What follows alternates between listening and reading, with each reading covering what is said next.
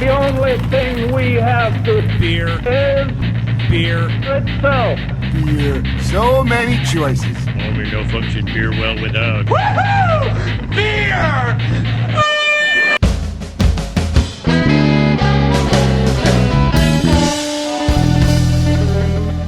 Hello, and welcome to another episode of Beer Busters, where we're going to bring you the news and reviews of some wonderful brews. My name is Dan Baker, joined as usual by my co-host and brewologist, Steph Hefner. and of course the demented and fermented Wayne Baker. We took a little road trip today, and we crossed into several other states, which I did not expect on the way here. We did. Coming from Philly, we went through Delaware into Maryland, back into Pennsylvania. Which, as Dan said, made it feel like a longer trip than It did. was. But now that we are here, I am very happy and okay with the trip itself, because the destination is totally worth it. So if you swing back up through the southern point of Pennsylvania, that can only mean you're coming into York County. That can only mean you are coming to South County Brewing. Woohoo! And this is my first time actually here. This is, yeah. Welcome. Yeah. Well, we can't, of course, go to South County without having J.R. Heaps. back on the show. JR, thanks for having us out here, How man. you guys doing? Pretty good, pretty Great, man. good. Good to And see you Bear. again. And his Bear. best friend, And Bear. Bear. Yes, Yep, Bear's in the is background. floating around. I spotted Bear as soon as we pulled in. The big bay doors were open, and Bear was there, although he's gotten a little shy in his older age. Yeah, I mean, he's a massive, so all he's got to do is walk once or twice, and he's tired. So Yeah. that's kind of what's going on right Yeah. now. Yeah. Poor guy. It was kind of weird because last time, so for anyone who may not have heard the episode, last time we had you on the show as your own episode, we were at your house. Yes. And Bear made a point to... And to clarify, in his studio. Right, in his studio. That's true, and yeah. Which I was was thinking really about it on the cool. way up. Last time we had you on, we were there. You did all of the recording for us and sent the tracks to us. And it felt kind of weird setting up my equipment knowing that we were going to have you on.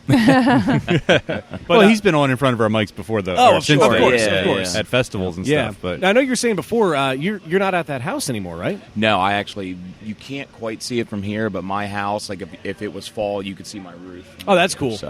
awesome. So it's unbelievably convenient, and Yeah. it's nice. So I can, when I wake up at 3 a.m, and go, did I turn that off? I can run down here real quick and then go back to sleep. Literally run down You're here. Yeah, like a exactly. stone's throw away. So Yeah. it's nice. All the studio stuff is in storage. I was gonna ask about that maybe stuff. someday, but we're so busy right now that I don't need another distraction. Of course. Yeah. Yeah.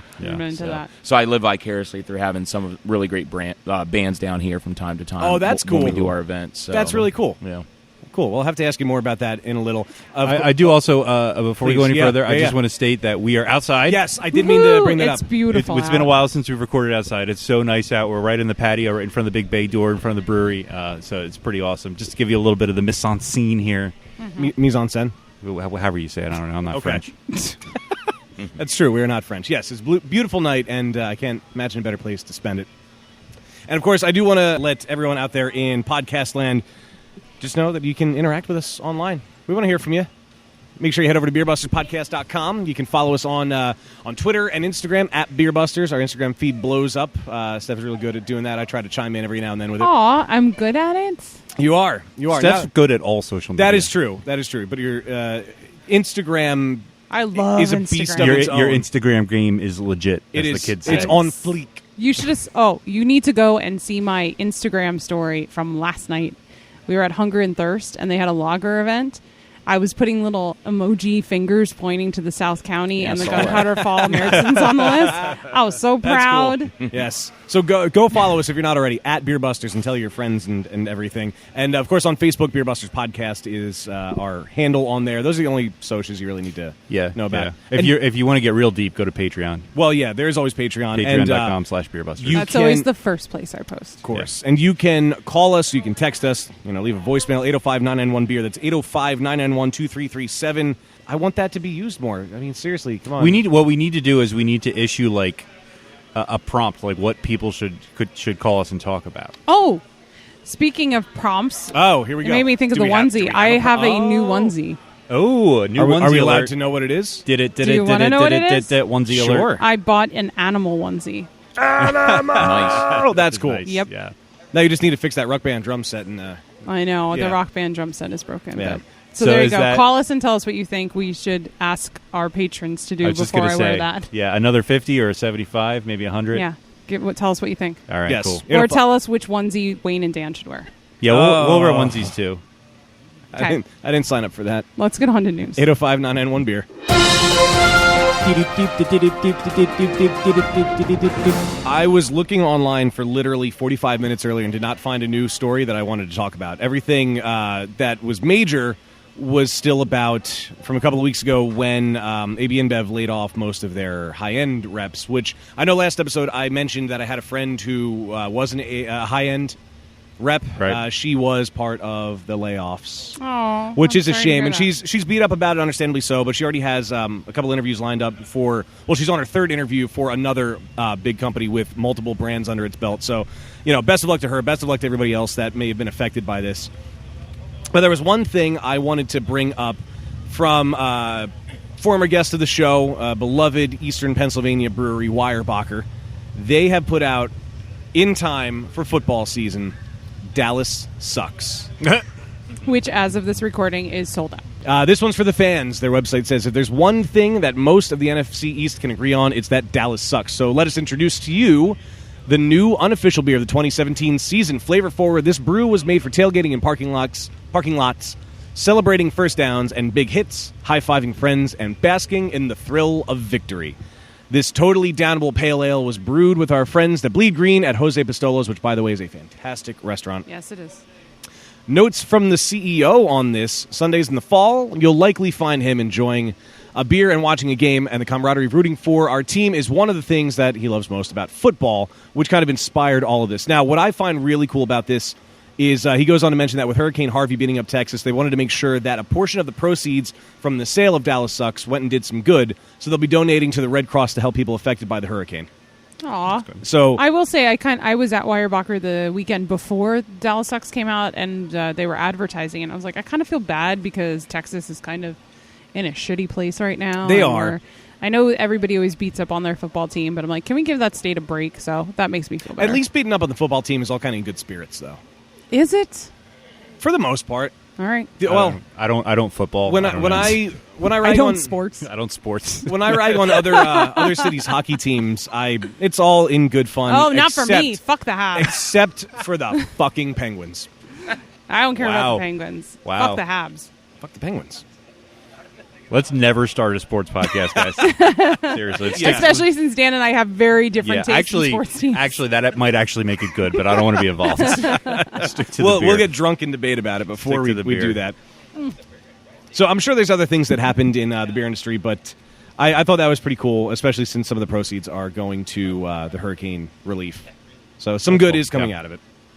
But that gives us more time to talk about South County. Yeah, man. And here we are. And Absolutely. JR can talk, so we need to keep a lot of time for the interview. Of course. I almost didn't mention Dallas Sucks because I remember that JR is a very good conversationalist. That's say. right. We like people like JR on the Yeah. podcast. Good, it bad, makes or our job indifferent. easy. Yeah. So I was checking out the website earlier. One, I love the website. It's a great layout. Wayne's got me into like design and stuff of that. So it's a cool website. But what I'd probably known and forgotten was that the website clearly has established in 2011. Yes. I did not realize Holy that. crap, Or- has it really been Yeah. that long? So we're and a 6 half years later. Yeah. Yeah. Yep. So- Yeah, July 1st, 2011, first beer, America Ale, that we poured, which we don't really brew that beer anymore, but styles change, times change, Yeah. But Right. it's interesting it's going by really quick, And for me, it's been a longer journey because it's been since home brewing and going to beer school and hanging out with a lot of good people that, taught me how to brew and showed me a lot of good stuff. For me, this has been almost a 12-year journey. Wow. Total, Yeah. It reminds me how long you've been doing this. Whenever I go to Oak Brook and I see your old system back Yeah, there, I yeah, see that's files right. right there. I'm like, Right. holy Yeah. shit, that used to be. And I remember when Wayne and I were here and we did the video. We did one of That our first video. video projects here at South County. The we one you had made that me really crappy Do you video use the camera. crappy camera and for it? Yeah. We've come a long. We've all come a long way. You've Yeah, gotten that's this true. new amazing brew system. We've gotten much better equipment. Yes, we have. And it's neat because it's you can have all the equipment in the world, but if you don't know your process, it doesn't help. And then That's like right. in the music industry, or at least friends of mine, we always joke and say we'd rather listen to a terrible recording of a great song than a great song. A great recording of a shitty Or I'm song, sorry, a yeah. great recording, or a great song and a terrible recording, Right. and a great recording of a, Yeah. get where I'm going with it. But So being on that smaller system that was very difficult to brew on, had a lot of issues. I made it myself. You learn how to deal with adversity. You learn how to manipulate things so that you can get through it. So that when you do get the nice tools, that's when whatever you're doing really starts to sing. Right. And, I have a lot of friends that are different trades and craftsmen and stuff like that, blacksmiths and musicians, and we always kind of talk about this like 10,000 hour mark, right? You do something for long enough, or you make enough mistakes in a narrow field, and you become an expert, so to speak. And I still feel like I'm barking on the door of that. I haven't figured it all out yet.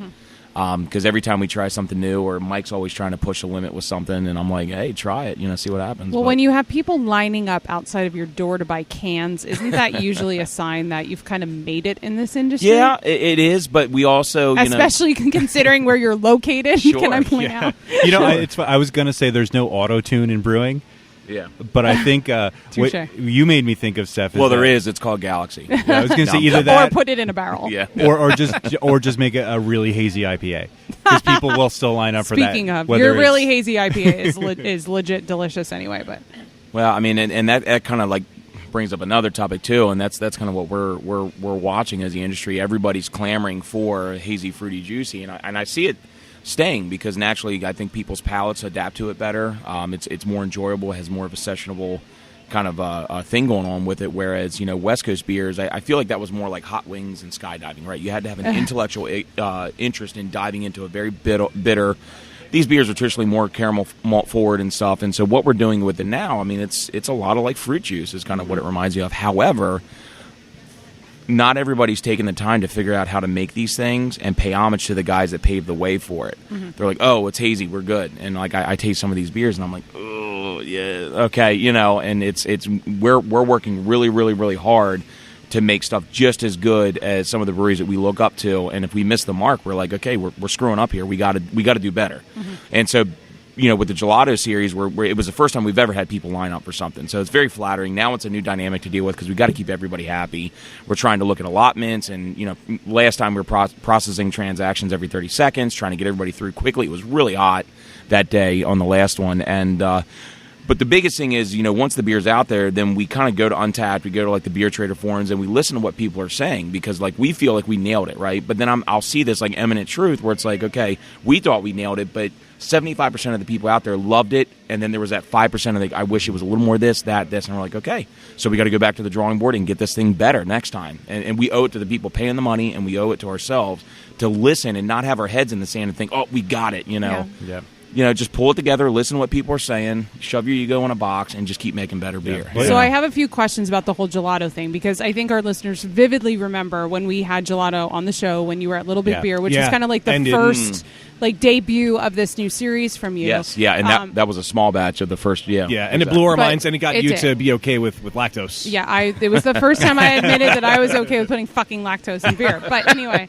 I ate my words. But the first thing I want to compliment you and say that I love that despite the fact that this is a limited release beer, you are still making sure you're getting this beer on tap at your big accounts. I love that. Yeah, we're trying the best we can. I mean, I'll admit we did come out and we got our cans when the first one was released, but I love that for the second one, for the Pina Colada one, we weren't able to make it here, but I could still go to Hunger and Thirst and have it wasn't a pint with 12 ounce or whatever they gave us. I think it's really cool that you're still getting the beer out into account. So was that purposeful thinking on your part? Yeah, to a degree. I mean, basically, we have people that have helped kind of keep this ship running. We have some accounts like Bresky's Beverage up there. I think it's Shiloh, or they're like east of Hershey in the Harrisburg area, and Jeff up there. That these guys are doing killer things, and they're going out of their way to change the dynamic in craft beer, which is a whole other diatribe. But I'll touch quickly on it here. Of storing very volatile, very high suspended solid beer warm on shelves, right? And they're like pounding their chest, like, oh, look at all the beers we got. And I'm like, yeah, they're all trash. Yeah. Yep.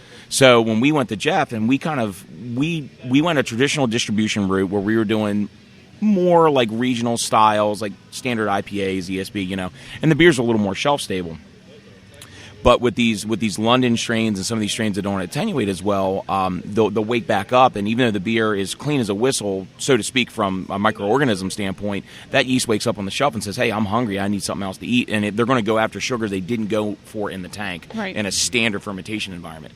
So we went through probably a 6 to 8 month period where we were trying to figure out, like, why do we have these accounts calling and complaining that, like, these beers are a little bit fizzy or this? And nobody complained about the flavor. They just said that, they were re-fermenting and over-carbonating in the can. And so I went, talked to friends, went to our lab scientists out at BSI where we get our yeast and some of this other stuff.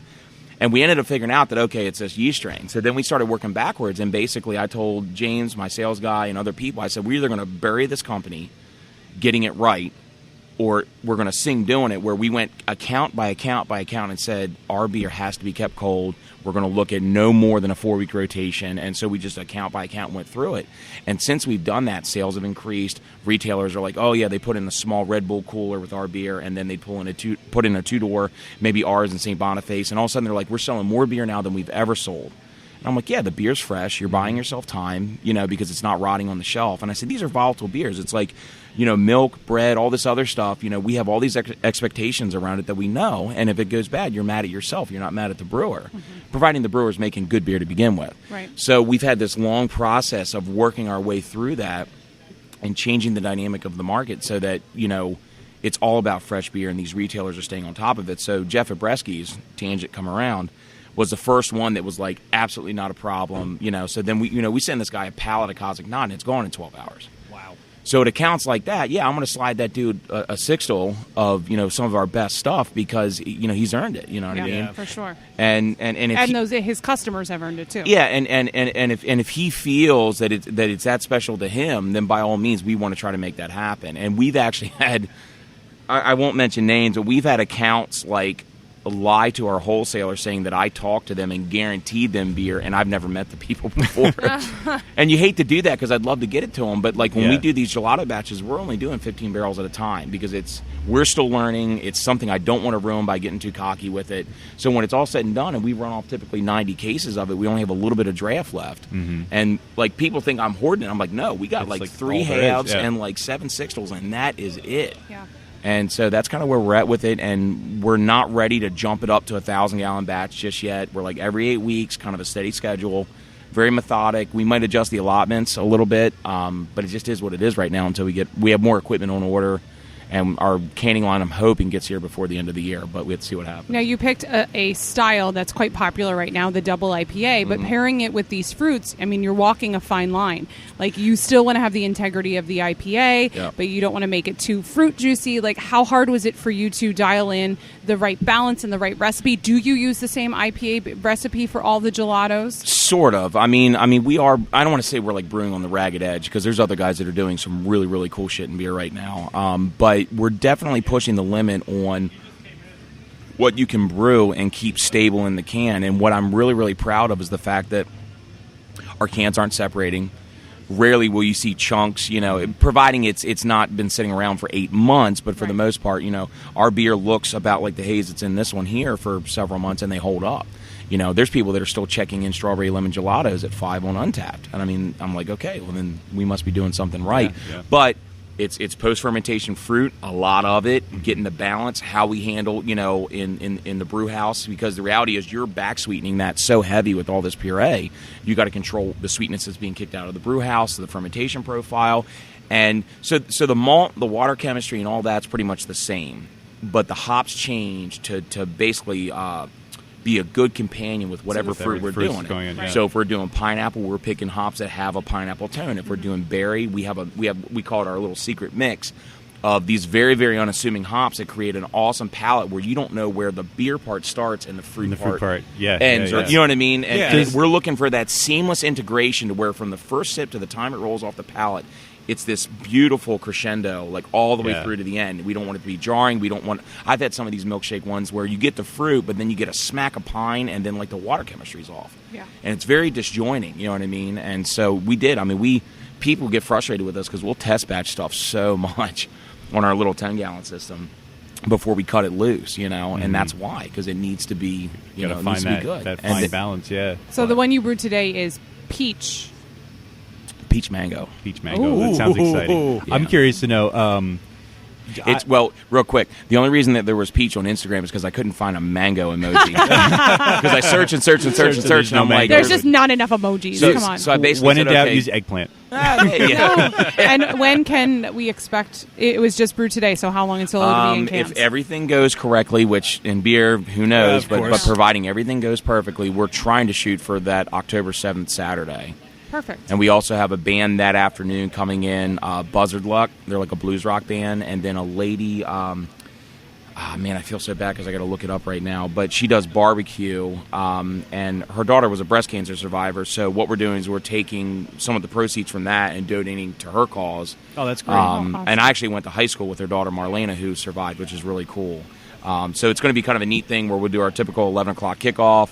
We'll run for probably an hour or 2 hours selling the beer. We'll have a small downtime, and then kind of like the after party, so to speak, and we'll have some will tunes and the food. beer be on tap also? Yeah. So people that maybe come later but didn't get cans and can still have we it? always make sure that one of two things, because we're very transparent. We make sure that, I mean, I realize the line's the line, right? And so if you're in the line, I can't help you. Like, we try to do allotments and we try to let people know kind of how it's going down. But every time we sell cans, that same beer is always on draft. That's awesome. That's Because great. we have nothing to hide behind. It's not like the bait and switch, like give us your $18 and here's a beer, you may or may not like it. Yeah. For the most part, I mean, that one's a little bit different, but all of our stuff we always have. And often we'll test batch it weeks before. We don't really announce it. But if you're in the know, you can get down here and try like our Yeah. first iteration of it, you know. Get a little I feedback. got to yeah. say, I like that you have it on tap, too, because I've seen a trend in breweries where they'll have their standard beers that they have on tap, and maybe one or two are like a special beer, but if they release a can, that is not also on tap. So Yeah. if it sells out, you're kind of just shit out of luck. Well, more or yeah. And less. you're also going in blind. I mean, it's usually the breweries you're going to and you trust. Right, who's right. gonna Yeah, if you make a trust good their beer. quality and you know you're going to get a quality But it's still, you don't have a product, chance to, if it's the brand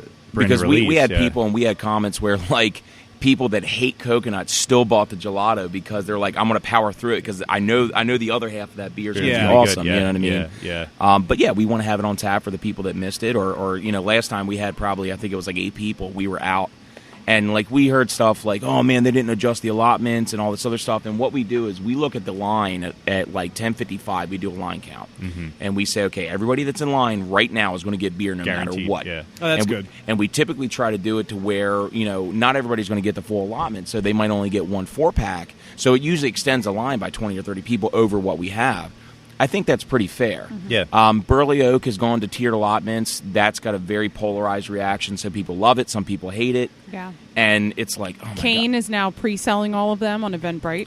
Yeah, and so in Wow. PA we can't do that, right? So you Yeah. see like New RAR Jersey, they doing brown can. paper RAR, ticket. yeah. Yeah. And so in Pennsylvania we can't pre-sell beer through like electronic medium. It has to be on site, either cash or I love credit. it because I purchased the A Night to End All Dawns. I won that lottery, won the chance to spend a shit ton of money on beer, whatever. But it was really cool because I literally had my ticket. I went there, I got my beer, I left. Like there was no waiting in line, and I Yeah. could spend my time hanging out in the Yeah, tap room and yeah. drinking But beer. at It the was same- a very positive experience for me as the beer So consumer. at the same time, I don't know how I feel about it because obviously everyone knows you are a more avid beer consumer than me.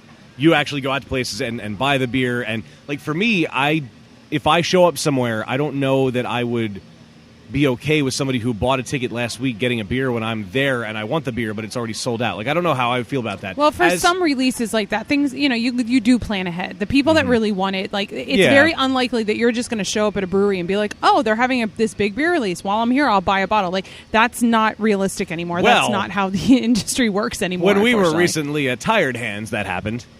well, touche. Yeah. It does, and I mean, you're starting to see, like, depending on the brewery or depending on the frequency, you'll start seeing, like, Tired Hands. They're like, hey, we got so much behind the bar now. And Right. And I think it's a good thing for beer drinkers because, Tired Hands does awesome stuff. There's other breweries that are also starting to do awesome stuff, so people have outlets. Right. And so they can bounce around. They maybe don't have so much FOMO, fear of missing out at one Yeah. release versus Yeah. the other. And I guess that kind of goes to, I have the opposite of FOMO. I came up with one. It's called God. phobie. It's Phobie? fear of being involved. Oh my God. Sounds like a commitment issue. Probably. Sounds like Wayne. So if you think that people don't have, the FOMO of it, the fear of missing out, do you think that lends to the market sort of getting oversaturated with some things like this? Because the FOMO would be, hey, I'm going to miss out on something great, but if you don't have that, you know that, somebody like Tired Hands could be putting out a milkshake IPA that could rival your gelato. And granted, you guys are in two different areas of the state, so you're not direct competitors necessarily. Oh, but they still have the same customers. We will travel for of beer. course, yeah. I mean, to an extent, people will travel, but I don't know. I feel like that lends to there could be too much instead of not enough. And I feel like we're not at the tipping point yet, but like in my head, I see that coming down the road. If it's good, it's going to be hard to be too much. Yeah. I mean, Okay. if it's truly 100% great, if it's Right. truly fantastic, unbelievably well executed and inventive and creative. That's the thing. It's just like changing music, it. right? You know, so for me, like coming from the music side of it, there is an absolutely unbelievable plethora of amazing bands because the ability to record in your basement or have better recording time, yeah. cheaper recording time than it used to be. I found more music now than I could ever shake a stick at. And being a brewer, I'm down here 12 to 14 hours a day. I go through some tunes. And I Yeah. never have enough new music for myself, and that's being an avid music lover. So I think that extends to beer. You Yeah, know, that's and a good way to put it. That actually puts it in perspective And for me. here's the thing, I don't want to be too. A lot of people say I'm a cynic or whatever, and it's for as much good beer that's out there right now. There's also some stuff that Is shitty. man. Come on, it is. You know what I mean? I've had some bad And there's a beer. lot of like blind praise. Like if it's Yeah. craft, it's good. If it's local, it's good. And I wish everybody could figure it out. And we are lucky by the skin of our teeth that we were able to. And I'm pretty open about it. You know, we did some world class ESB, we did some great amber and other stuff. But the reality is, people just didn't fucking care anymore. Yeah. I have strongholds that beg me for amber. I have people like, oh my god, that ESB was world class. I have people that have come over from Great Britain and said this is absolutely fantastic Yorkshire ale, type of stuff.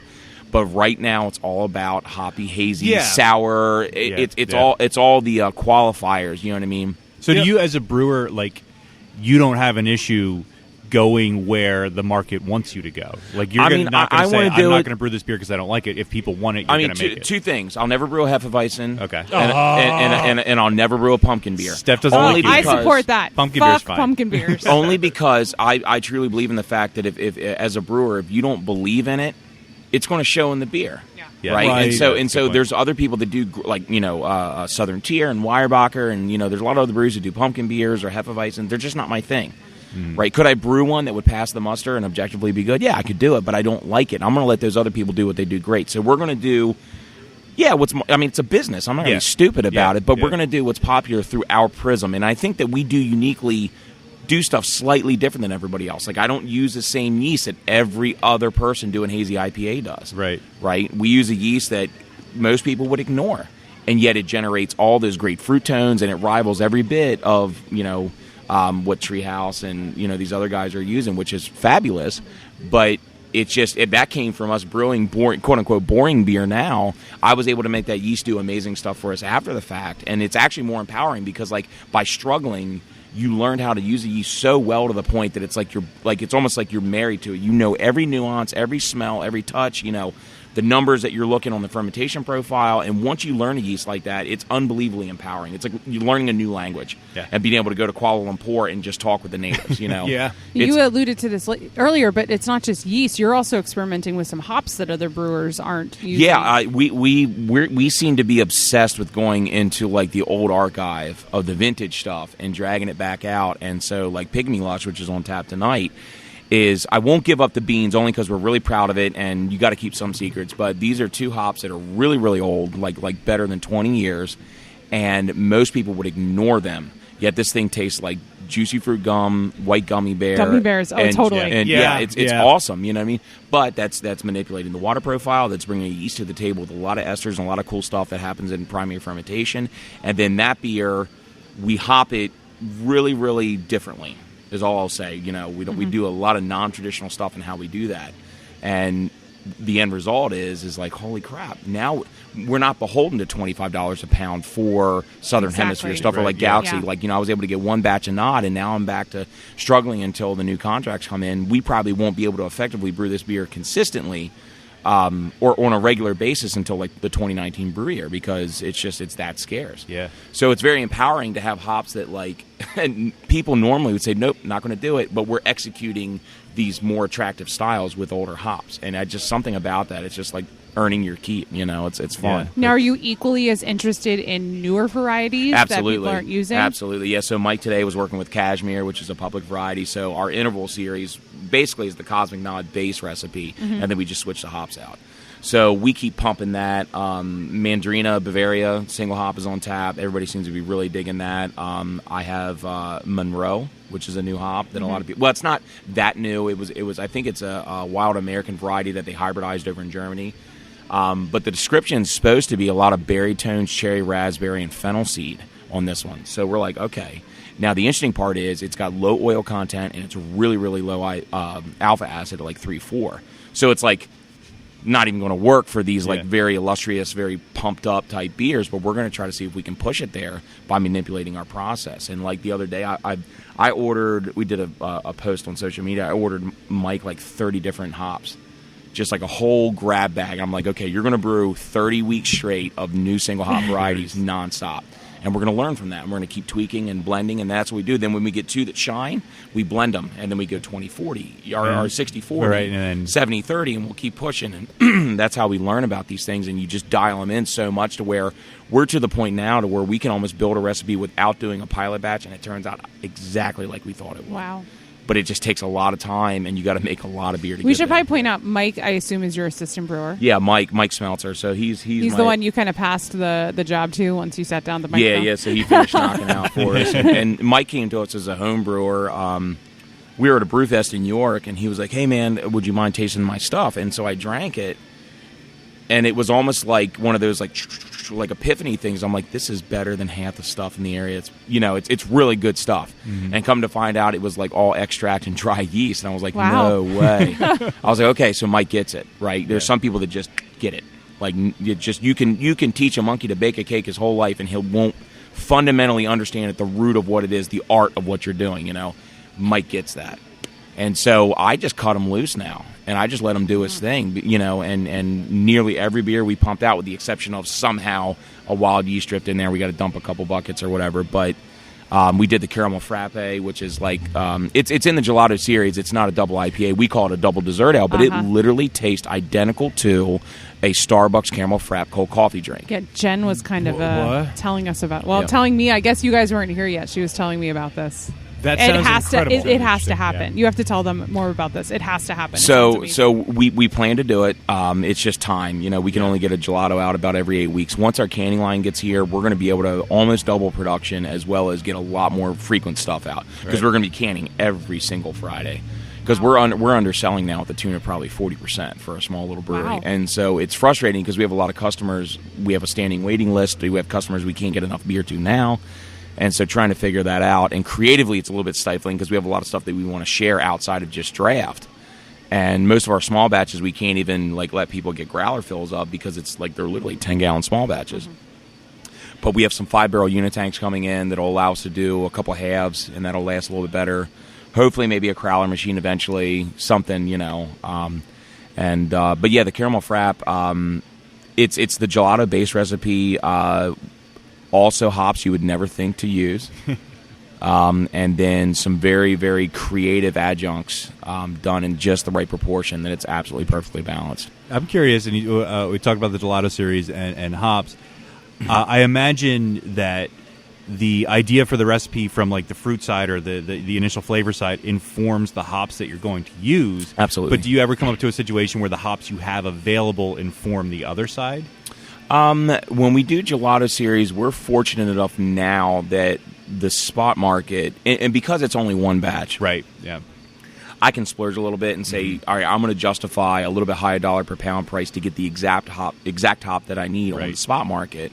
And we haven't really run into anything yet that would dictate, okay, well, we can't do this because we do brew a lot of beers based on existing contracts. Sound Machine is absolutely born out of having way too much Cascade, and saying, because that was going to be used for Black Cowgirl and the American Ale and some other stuff. So we contracted heavy for that, and I'm sitting on 1,000 pounds of Cascade, and I'm like, okay, do something with it. Yeah. How do I make that? So by taking Cascade, Bravo, and El Dorado and mixing it with this kind of Northeast hazy style, we get almost this orange creamsicle type beer that normally you wouldn't think about those hops in this capacity. Right, and we can get those hops all day, every day at a great price, and it's. Hops have they're one of the few commodities that have an one single point of use. And so, wheat and corn, that's used in everything. Yeah. Citric acid comes from wheat, right? It's in everything you touch. So it's very stable, whereas hops, there's this yo-yo effect between the farms putting in too much acreage because these brewers are thinking, oh, we're going to get 40% growth year after year, and then you have Speakeasy that it fell on its face and went into receivership because they literally 1 year later, because of so many of these great small breweries, it's like a death by 1,000 cuts. It's cutting into the regional level, and I feel for some of these dudes, Well, the hot market goes through this volatility, and I read a story the other day where there's a broker that is in Chapter 13 right now because what happened is that as brewers, we get pushed, and arguably so, to say, okay, you need to contract because that's going to create stability for everybody. Well, if I go and I contract deep on these hops, and all of a sudden the overwhelming majority of where the money is in craft beer goes from what I'll call the early 2000 to 2005 regional flavor to the record skips, and now we're over here to hazy beer and nothing but that. Your contracts just change considerably unless you can adapt. And for a lot of these regional brewers that are heavy on packaging, just heavy on it, you can't make a move like that. Yeah. So there's a hop broker out there that he must have had a bunch of brewers that just said, I'm not going to buy the hops that I told you I was going to buy.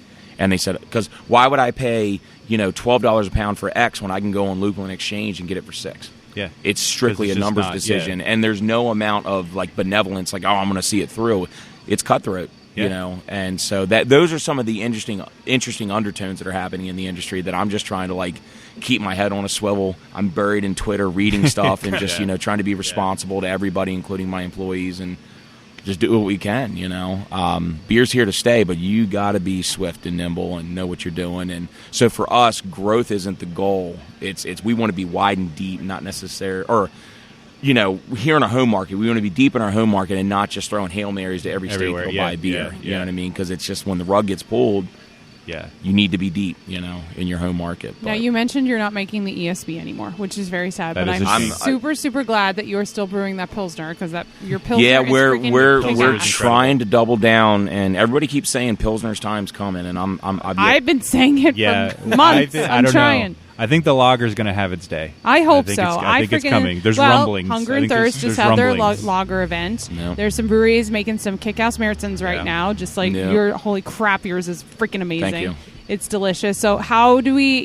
You're pleasing the masses with the hazy IPAs and the gelatos, but are you still making the Pilsners because they're selling in the lagers, or are you trying to make a point these are good beers too? It's both. I mean, we continue to make the Pilsner because our demographic down here, kind of being out in the countryside, we still have people that are kind of they're gatewaying or crossing over from either light lager or maybe they were drinking Yingling, or I don't know how many times I've heard, I was in Germany and this beer tastes like this, So it's familiar, and we don't want to wipe people out with hoppy, hazy, fruity type of stuff. We want to have some other offerings. We want to be dynamic. We want to say, okay, we can do a bunch of things very, very well. Not everything. We're not going to sit there and say we're the best sour brewery and we're the best barrel-aged brewery.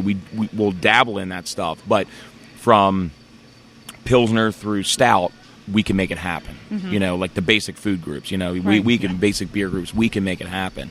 And we want to have something for people when they come down to not be intimidated or have a crossover type thing.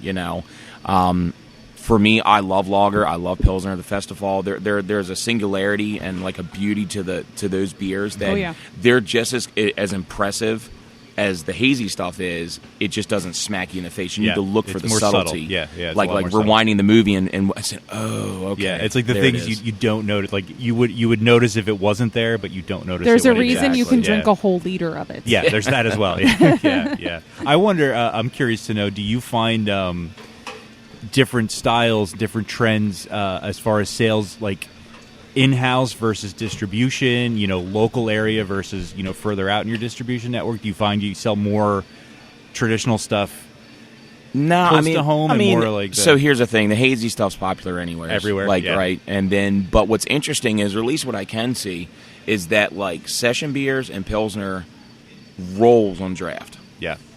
I'll can it. It tends to hang a bit. Yeah. So that's one of those things. So in order to get cans to move, people are interested in I was joking with Mike the other day. It reminds me of Pogs, right? You got to collect them all and share with your friends, and that's what these going to these canning events. And trading and traveling Yeah. and porch bombs and all this business is about, sharing and trading with your friends. Whereas the more utilitarian beers, when you go out to a bar and you're either overwhelmed by the menu, or I've done it many times where I'm like, I'm just not interested in anything. I just want to on drink there. a beer. Just give me a Pilsner. I just want to chill and drink, you know, and please don't make me have to reach for something Yeah. macro. And then I'll see a good Pilsner, or I'll see Marzen or something of that nature. And that's where these beers, or like a session beer, a not so bombastic IPA, that's where I think these things are shining, is mainly on draft, is not service beer. I don't want to denote it to that, but effectively that's But what you it think is. about like the difference between the kind of beer you would want to drink at a bar with your friends or when you go to a bottle share. Like there's two completely different Yeah, universes, sure. you know. Yeah. Depending on the crowd you're with. Well, that's true. Yeah. And depending where you are, but Yep. So you mentioned the cans. You're not bottling at all anymore. No, are you? other than the Virgil. Big, the big stuff.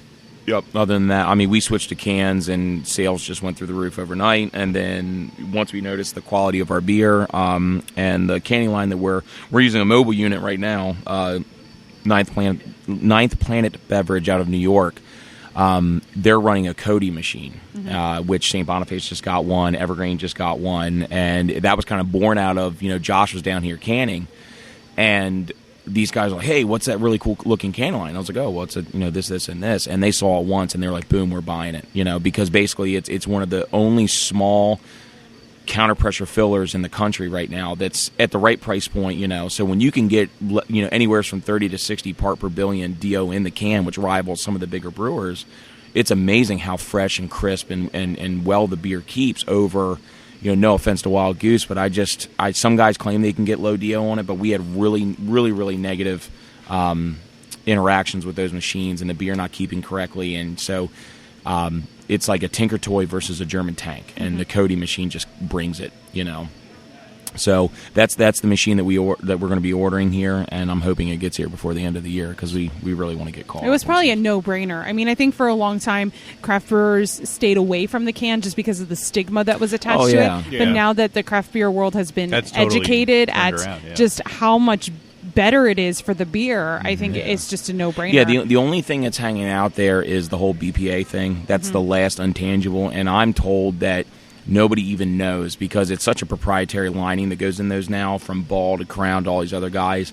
Nobody even knows if it has BPA in it, and they're not giving, because they're doing their own study work on it. There's some food products that can have cans that didn't have BPA liners, but the acidity in the alcohol in beer was requiring it up until this point. I don't know what molecular coatings they have now that do it, but that's kind of the last frontier, is people arguing about the health impacts of BPA and whether it's being used or whatever. But for us, you can go to stadiums, parks, camping, hiking, boats, planes, everything. It just opens up a whole new world. It's easier to carry. When you're done, you can crush it and put it in a shoebox as opposed to a whole giant trash bag full of bottles. Yeah. It stacks better in your fridge. It chills faster. It's just, you just on and on and on and on about it. So for us, it was an absolute no-brainer. Now so when you get the canning line, I know you said earlier that the your production's probably going to double more or less. Do you see distribution growing at all with that? Not initially, Okay. because it'll be the same footprint, but just fulfilling the accounts that have Right. been begging for more beer, and Do the you- waitlisted people in a couple counties that. I know you said you don't want to grow too rapidly with that, but would you like to distribute wider?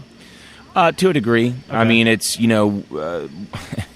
I don't want to be a hypocrite. We do have one scenario where we're going to be sending some beer down to Georgia and Alpharetta, and that's more of like a personal friend. I think you had mentioned that when we had you on the table. And so we did some stuff on exhibition where we kind of set some cases down, and he shared it with a couple of his retailers and stuff that he distributes too.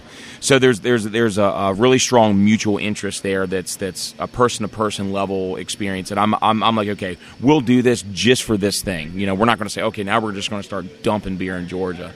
It's strictly just a mutual respect for him and to get him some beer. But otherwise, the main goal is just simply fulfill the accounts we have, and very methodically through the right retailers and the right relationships say, okay, this is how we grow. And unless something else happens, I don't see our 90% of our production, I don't see really leaving PA for the next couple of years. Yeah. Hopefully we'll be able to get into Baltimore County and get down there, because there's Jason Shearer at Max's Tap House. He's like, God, can I get beer? And I'm like, I don't have it, and it would be irresponsible for me to give it to you and then not get it to you again for 6 months. And so that's kind of where we're at, and we're okay with that. You know, as long as the numbers are good, everybody's paid, and they can eat, and everybody's happy, then we'll just plod along. I'm good with it. Slow so. and steady Yep. wins the race. Of course, Absolutely. yeah. Definitely. So I have so many more questions I want to ask you, but our glasses are empty. Sure. So should we pause and maybe get some beer? I think we definitely should. Let's All beer. right, good. sounds good. Let's beer. Beer me! Beer me! Beer me! Beer me! So some beer has magically appeared in front of us. It's magically delicious, and Magically. it's in a box. Yep. It is in a box. Yeah. That's how I want all it's my more, plates It's more of delivered a to me. what do you want to call it? Like an orchard crate of Yeah. cardboard. Yeah. That sounds An about right. orchard crate of cardboard. Branded. branded. Has to be There's that branded. businessman coming out. Right. Yeah. So what are we What are we starting drinking with? Yeah, that's Well, we have three. So I have the Pygmy Lush, which is the new pale ale, new American style pale ale. The Martin. Well, actually, I'm wondering if we should just go in that order because we'll finish with the double. The Martin, even though it's darker, is smooth but not overpowering. So we'll do All right. that. So here's Pygmy Lush. Explain new American pale ale. Basically, that's just saying that we are brewing with it in a manner that's non-traditional. I think that's what New American means right Yeah. now. you So know. what is that manner? A lot of whirlpool. A lot of late stage hopping, a lot of cold side hopping or dry hopping rather. You know what I mean. And in this case, this beer isn't necessarily built to chase after the New England type thing. At least not yet. I don't know if we're going to tweak it or what we're going to do with it. We Right. try to start softer and more neutral to make sure we understand the nuances of what we're doing, and then we try to sneak up on it over time. Like we'll brew it again and we'll tweak it and do this and do that. And so right now, the body is pretty crisp, lighter. We could fatten it up with some wheat notes and this, but we wanted not to overpower it, so we understood what the hops are doing specifically, and then we can dial in from there. That's kind of the gist of it, Just it's different than quote unquote a West Coast late '90s pale ale. Mm-hmm. It's a new. I like to refer to those almost as New American, like it's that next Generation X or Yeah, whatever I like it is. that. Because sometimes people hear pale ale and they're like, "Oh, pale ale, it's going to be malty." Right. Well, Like and people I- get these No, not at all. Or there opinions is about a- pale ale, and I'm like, it's not that at There's all. this air that it's like a boring style. Or now. yeah, it's boring. because Not hoppy enough. because it's gone so far in the double IPA super hoppy direction. I think And people that's feel so we do the yeah. sound machine and we call it an extra pale ale because it literally straddles the line between Yeah. a very robust pale ale but not quite a double. Mm-hmm. And there has to be a place for beers like that. And to be quite honest, we don't brew a ton of 8% double IPAs like some breweries do like clockwork because I feel that the nuance is lost, right? If you can sit there in that 5 and 6% alcohol range, you can really emote and eke out these nuances that you just can't quite get from this big bombastic monster. You Right. know what I mean? Yeah, And yeah. so somebody asked me the other day, they're like, "Well, what type of brewery are you?" And I said, I'll be honest, anymore I feel like a pale ale brewery, Cosmic Nod, stuff like this, Yeah. Sound Machine. We have some bigger stuff, some double stuff, the gelato, but I don't know, man. Just pale ale is where it's at in this style or in this genre, not necessarily what people think. And Right. I labels are tough to begin with. Yeah. Because they pin you down and it's just hard, and people the classic black IPA. Oh, it's an oxymoron. It should be called Cascadia. No, it should be Right. called Hoppy Black Ale. Yeah. I don't know. It's dark. Yeah. It starts its life as a double IPA, and we make it dark. Yeah. Outside of that, call it what you want. Yeah. But to market it and sell it, you almost have to put IPA on it because Yeah. that's what IPA people. by any other name. Yeah. So does the style matter, or does it purely matter just for the consumer and to get sales? I think That seems to be that is Yeah. the It's question. more of a I marketing don't know thing. yet. Yeah. You know what I mean? Because we fight both ends of it, where we're trying to communicate, but at the same time, hey Bear, Bear's up, joining Bear? the Bear party. making his second What's up, appearance on the Bear? podcast. but that's kind of the ultimate question is how do you communicate what the beer is and be able to market it that quickly so people don't get inundated with information? Because you could look at a beer list and then sit there and spend 5 minutes reading a detailed description, or you can blow through a board and go IPA pale ale and then order a beer Yeah. and you don't have that information overload. I guess knowing the style. I mean, sometimes I know what I'm in the mood for, so I'll scan over a beer list and I will Yeah. look for the style first, knowing what I want. I'm like, I kind of want something a little sour tonight, so just look for American Wild Ale or whatever that label is. So, Yeah, I mean, but when I you- don't judge a beer like when I'm drinking it. I'm not thinking, oh, is this to style Is or is this- this yeah, truly yeah. like? I just kind of feel like, oh, this is kind of in the realm And of what I I feel- wanted. Do I like it? There's styles serve a purpose in a very rigid, official beer judging, BJCP Sure. official. There's guidelines, and there has to be categorization Sure, and that yeah. sort of thing. And then the other side of it is, like you were saying, is marketing. Like people say, a lot of more casual beer drinkers are going to walk in and see IPA. I'm going to order that. and they'll want They that. need to be able You to know. weed through a big beer list quickly Yeah. to make a decision, and you do that with that like basically 8 basic styles, Yeah. like Right. Yeah. stout, porter, pale ale, Yeah. lager, sour, saison, like that group, so to speak. But it is tough, I It's, feel like on that end of it, like for people coming into craft beer and just starting to drink craft beers, it almost can be a little defeating because you do get people like you talk about how you don't make your ESB anymore, and like I've heard brewers say that like we make an ESB, but we can't call it that because people don't order it because it says extra special bitter, and they know don't what it realize is. it's far less bitter than Yeah. Right. whatever beer they're chugging down right now and digging on, because it's that word association or it's a lot of like the mind game of like what you think, Well, a and- lot of it can go into two. There's two roads it could go down. One, I think the lines are blurred between styles. So even the people who would trust an IPA to be an IPA or a pale ale to be a pale ale, because of that marketing aspect, you're going to have people who may have something that doesn't traditionally fit that. But then as far as like the ESB thing with the bitter, people don't know what an ESB is. They think bitter means hoppiness, means, I'll love it, but it's really a totally different style of Or beer. they see That- lager and think, oh, it's Right. going to be Bud Light. But you know? it goes into, and we mentioned it a while ago, educating the craft beer consumer. And there are people out there who are more than educated in it, and people who are far more educated in it than I am. But it goes into you have to tell them what it is. So like if somebody comes in and you have the ESB on and they see bitter, or they can start off with I like hoppy beers, would you give them your ESB? Or like if they say they like hoppy beers, let me try the ESB, would you pause for a second, like let them try it and then Yeah, I go mean, from there? I might recommend they do a 4 ounce just to kind of like work their way Right. through it, and it's more about do they appreciate nuance, right? It's Yeah, like it's yeah. like because that's once again lager, ESB, Pilsner, Martin, stuff like that. Hella's lager specifically, right. Can you appreciate nuance and the importance of not overdoing it? It's what Right. it doesn't have in it that makes it great, and so. Trying to communicate that, but then without making beer stuffy or stodgy, like I think maybe wine has done for a long time, where it's really, really hard to like navigate wine. And if you slip up for a second with somebody who's a wine person, they're very quickly to correct you in a manner that feels condescending. Yeah. That's not every wine person, and No, it's no. like you look at Carl Helrick at Allegro, he's absolutely not that guy. He's very approachable and very just like we just like to drink and enjoy ourselves. Like it's Yeah. not a Right. He has his specifics, he has his pride in what he does, I'm sure, but it's so how do you do that and educate but without inundating and Right. making beer stuffy by doing it? I feel like we can compare this to the music industry Yep. again. Yeah. I mean, think about how cut, certain styles were. I mean, I always think back to the year that Jethro Tull won Best Heavy Metal over Metallica. And I'm like, who the fuck said that Jethro Tull is heavy metal? So is the only reason that we worry about labels and categories is simply to award the best? Is that the only reason we use them? I think it's a guideline, but with that comes the aspect of it will be an award that you can give them. Like, But it's not like, I can't make this song the way it's in my head because then it's not heavy metal, or I can't make this beer the way I want it because then it's not to if somebody style. says to you, here's 2 songs that you've never heard of from artists that you've never heard of before, which one do you want to listen to? And they say one is hip hop and one is country. That's enough information for you to make a decision. But should that information sway your decision? and also Yeah. how much of the other will be influenced by the other. Exactly. Like I'm Yeah. going to say I'm not listening to country music. I hate country Well, music. so how about but maybe this? if you tell me to listen to a song and I don't know it's country or I don't label it as country, and I might be like, hey, that song is kind of cool. It's kind of folksy, But like, if you can listen to that song and not call it country, is it country?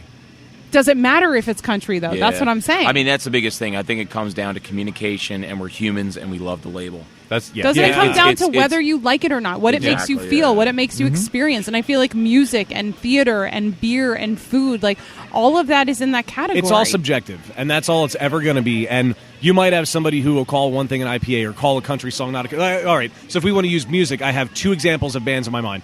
Zach Brown Band, who has made a very good distinction going from country to borderline alt-rock, did a really good See, song. and in my mind, they're still a country yeah, band. they did a really good song, Chris so I Cornell. won't listen to them. Oh, I And didn't know they did a song with it Chris was Cornell. so great. Then I would see. That makes me want to listen to them. Heavy is the Head or Heavy is the Crown or something like that. Great I will need song. to download it on Great Apple Music. song.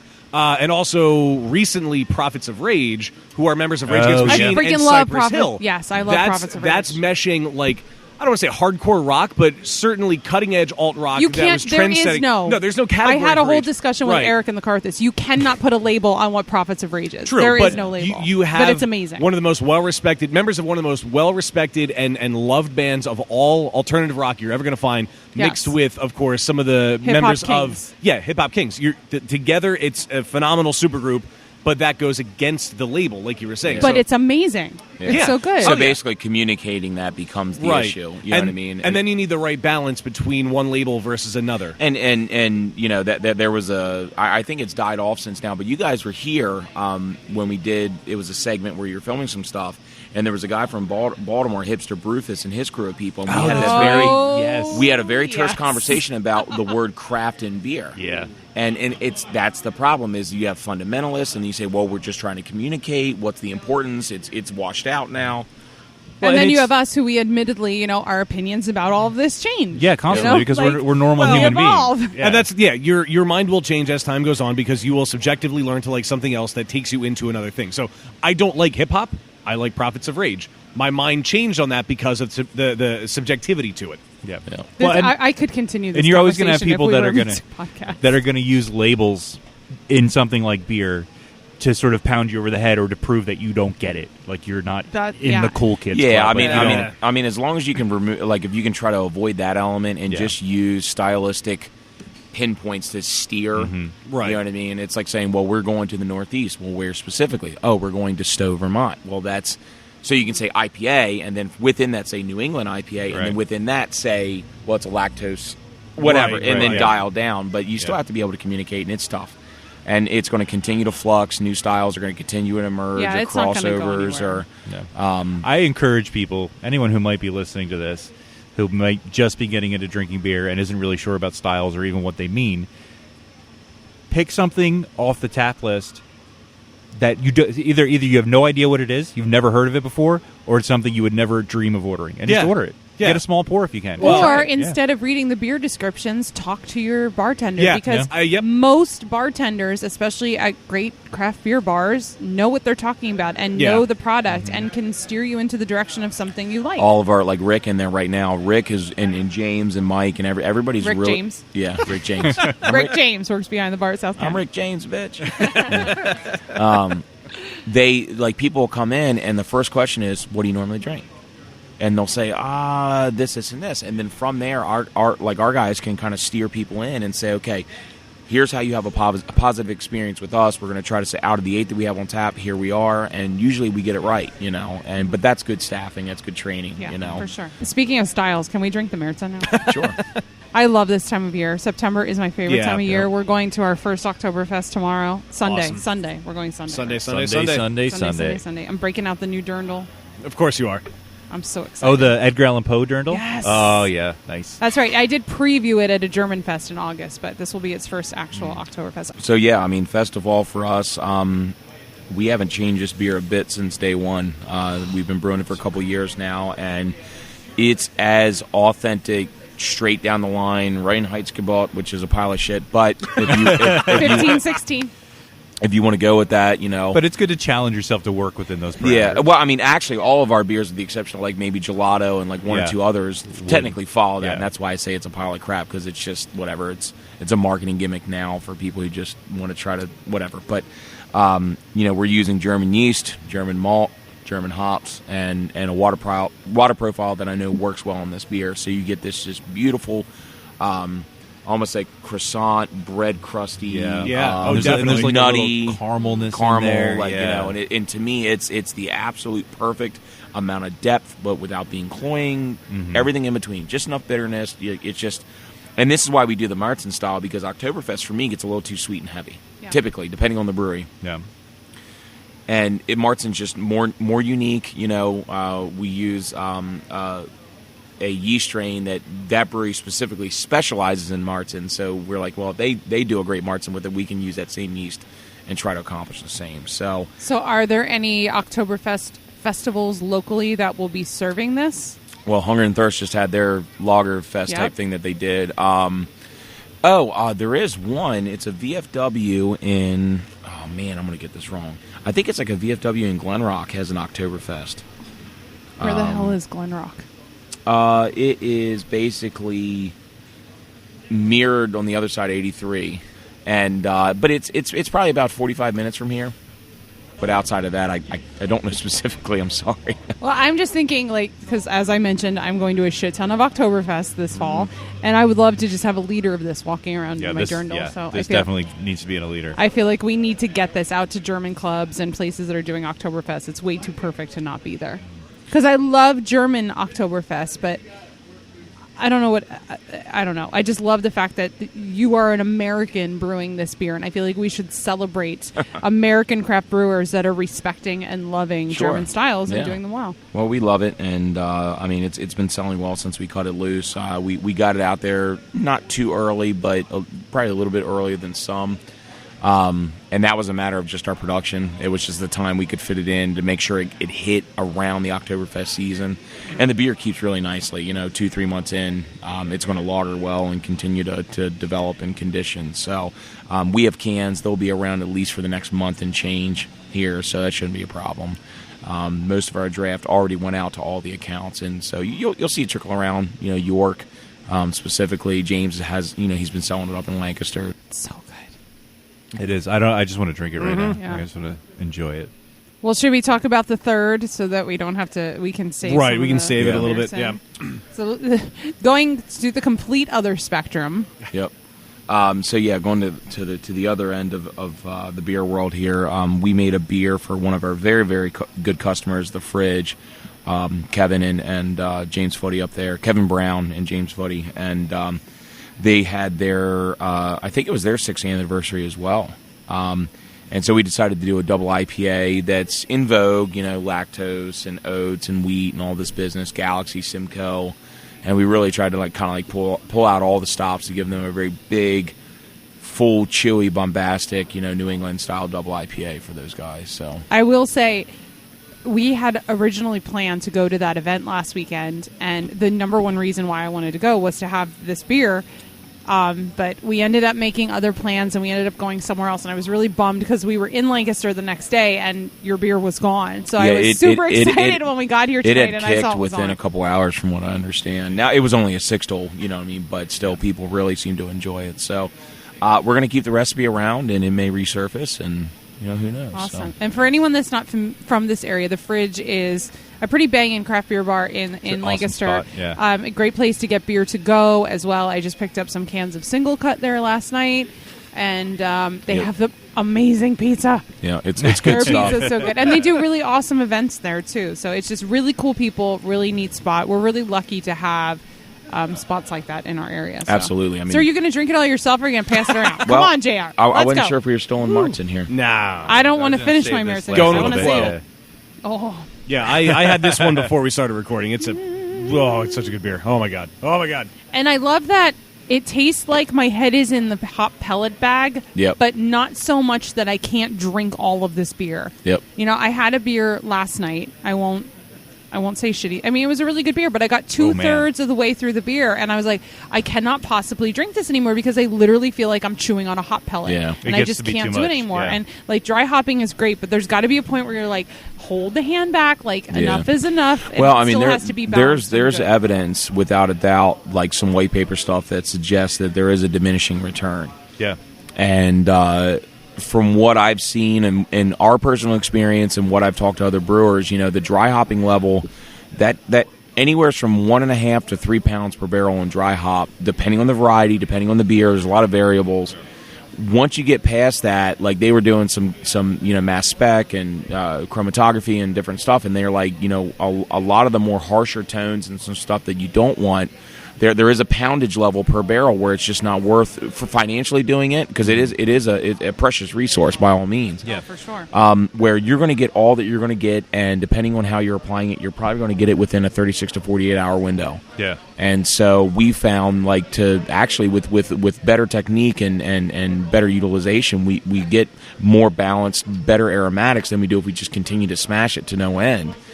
And so, you do find that beers that you can tell it's just like you're starting to chew into milkweed and chlorophyll. It's like, it's a little too much, Yeah.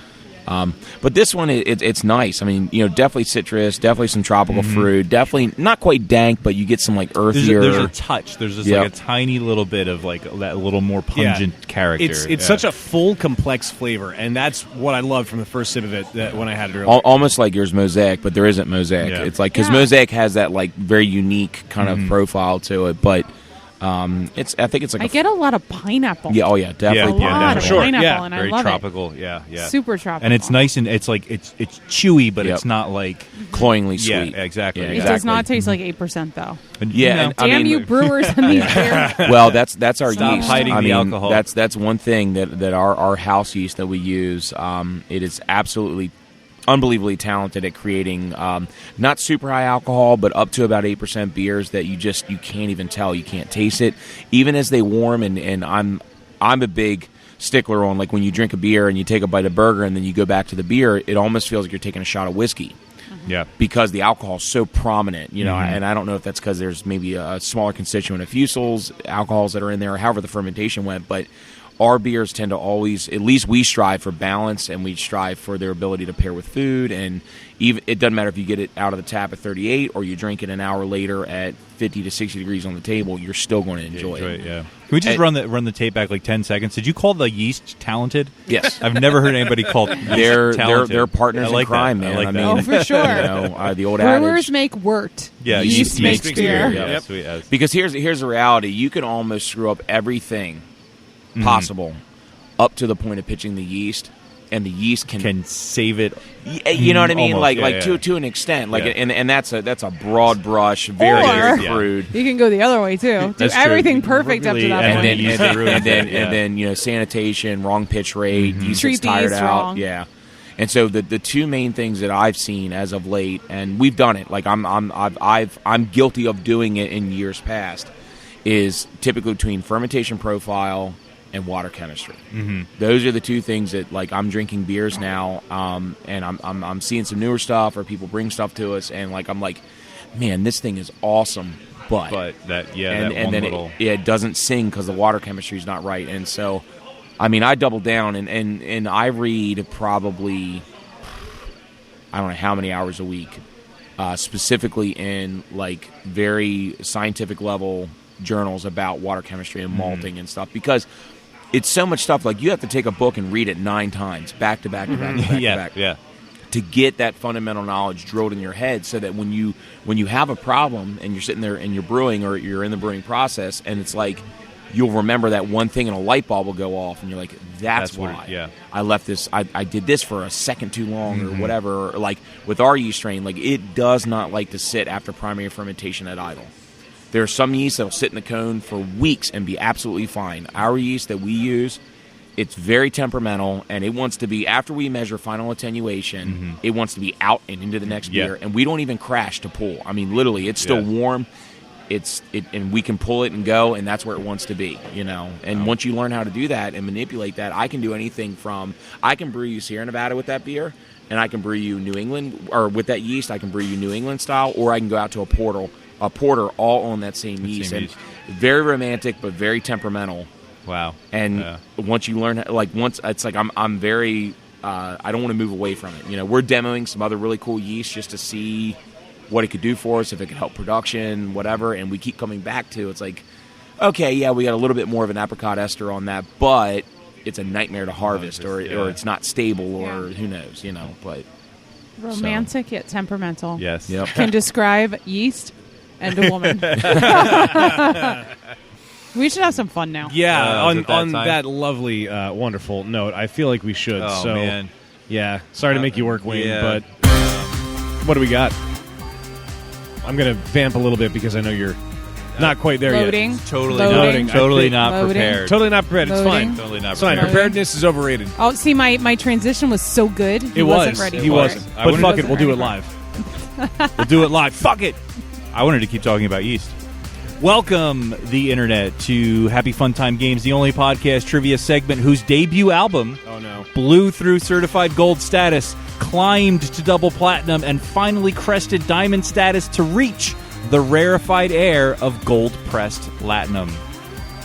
What is going on? Welcome to everyone's favorite variation of libation or fabrication that I call band or beer. Of course. We have JR, the musical connection. We've talked a lot about music, so of course we have to play this game. So for those of you who may not know, this is a game in which I will give you the name of something, and you must tell me if that something is the name of a band or the name of a beer. I feel like I'm at a huge disadvantage here with these two. you very well may be. It's going to be tough. It's going to be, it's going to be tough. It's going to be all right, Steph is going to guess first. Oh, shit, I'm to your left. Because I you chose the are wrong to my left. You sat in the wrong seat, and you're gonna like this one. Oh my god, you two said that in stereo. Dan and Rich in stereo. Our first name of the game is Adios Pantalones. Is that a band or a beer? It should be Francisco's band. It totally should. I feel like it has to be a beer because I feel like you could lose your pants if you. It's probably like a really high alcohol beer. Adios Pantalones. I'm drunk. Ooh, that's a good logic. All right. I'm going to say beer. All right, Steph's saying I'm beer. pretty confident in that. JR, do you think it's a band or a beer? Although I'm probably wrong. Probably a beer. Probably a beer. Because right. typically with beer, you can be a little more playful and people aren't as judgmental, whereas with bands, they tend to be a little bit more reverent in their name choosing. But may I remind you that there is a band that exists called Anal Cunt. You know what's funny is I know that band. Of course. And you have their T-shirt. No, I don't. But I do know that band. That's wild you bring that up because that's really obscure. It is, but they exist. Yep, true. Moving on finally to Dan, band or beer? Adios Pantalones. As I complimented your logic, I remembered logic has no place in this, so I'm That's true. going band. Dan is saying band, the only Fingers one crossed. brave enough to do so, and this time around it pays off because he is correct. Damn it. Adios Pantalones. I was so confident. Is a band that describes themselves as three young psychobillies from Belgium. Oh. They formed around Christmas. Oh, those Belgian psychobillies. 2007, released a 6-track demo in 2009. They warned that when this band is playing near your place, you better leave your brains at home. Oh, that makes sense. Yeah. I wonder if they're on Apple Music. Adios So Pantalones. are they suggesting the whole, like, we'll turn your brain to shit? I think so. Probably. I think so. The Jack Black version? Their self-bio is kind of all over the place, and I just chose the one sort of semi-sentient quote from it. Which was that? I searched for them, and Sentient Apple was- Music said, we've run into a problem. Oh, no. Well, then you know it's good. Yeah, it's got to be good. Leave your brain at home. Leave your brain at home. Moving on to our next name of the game, and JR is going to guess first on this one. This is Complicated Passwords. Is that a band or a beer? This is like a 50-50 coin toss for me. Yeah, I mean, this is a burner question. Like, there's just no way. I'm going to stick with beer. All right, JR Yep, sticking with beer. Yep. Employing the Steph strategy, saying the same thing for everyone. Oh, should I do that? Moving on. I gotta be right at least once. Moving on to Dan. What was it? I'm sorry. Complicated Passwords. Complicated passwords. Band or beer? I feel like that would be a... I'm going to go beer. I feel like it would be a beer. All right, Dan is saying that is a beer. And finally, Steph. I'll say beer too, because that's what I said before. Everybody's saying Everybody beer? is right. Everybody is right. It is a beer. Yay! Participation trophies all around. Complicated Passwords is a kettle sour beer conditioned with peaches from Hop Dogma Brewing Company in El Granada, California. Co-owner Dan Littlefield says the name was inspired by one of our partners whose determination to never be hacked and paranoid password creation can sometimes frustrate his fellow employees, especially when there are like 20 different uppercase, lowercase, numerical, hieroglyphic, and cuneiform symbols involved each time. Fun fact, the guy that came up with the guidelines for your complicated passwords regrets it. Yeah, I read that too. Yeah, you're supposed to use a sentence with full punctuation. I hate, with a burning fucking passion, ridiculous password requirements. Yeah, it's terrible. I hate it because I'm never going to remember it. Yeah. There's no need for it. But that's where we're at, though. Yeah. Yep. I mean, unfortunately, we are at For sure. cybersecurity and crypto everything. So I end up writing, like, I hate fucking password requirements and use, like, an 8 in hates and, like, an at symbol and, like, an asterisk. An exclamation point for the I. So if you're paying attention at home, that is my password. You can hack everything. Moving on, and Dan's going to guess first on this one. Our next name of the game is Toe Fat. Is that a band or a beer? Toe fat. Toe Fat. I hope a band.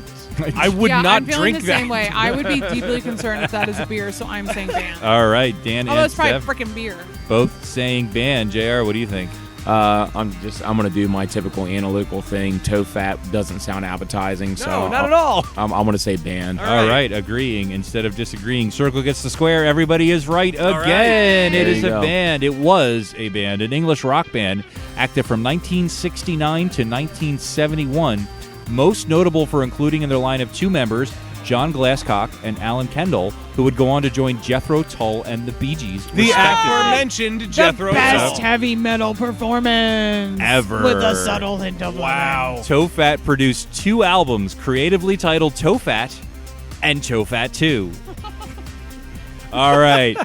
Swinging back around the horn to Steph to Hey. guess first on this one. Yeah, there's Man, more. extra credit for you tonight. There's more. There's more. There's just too much good.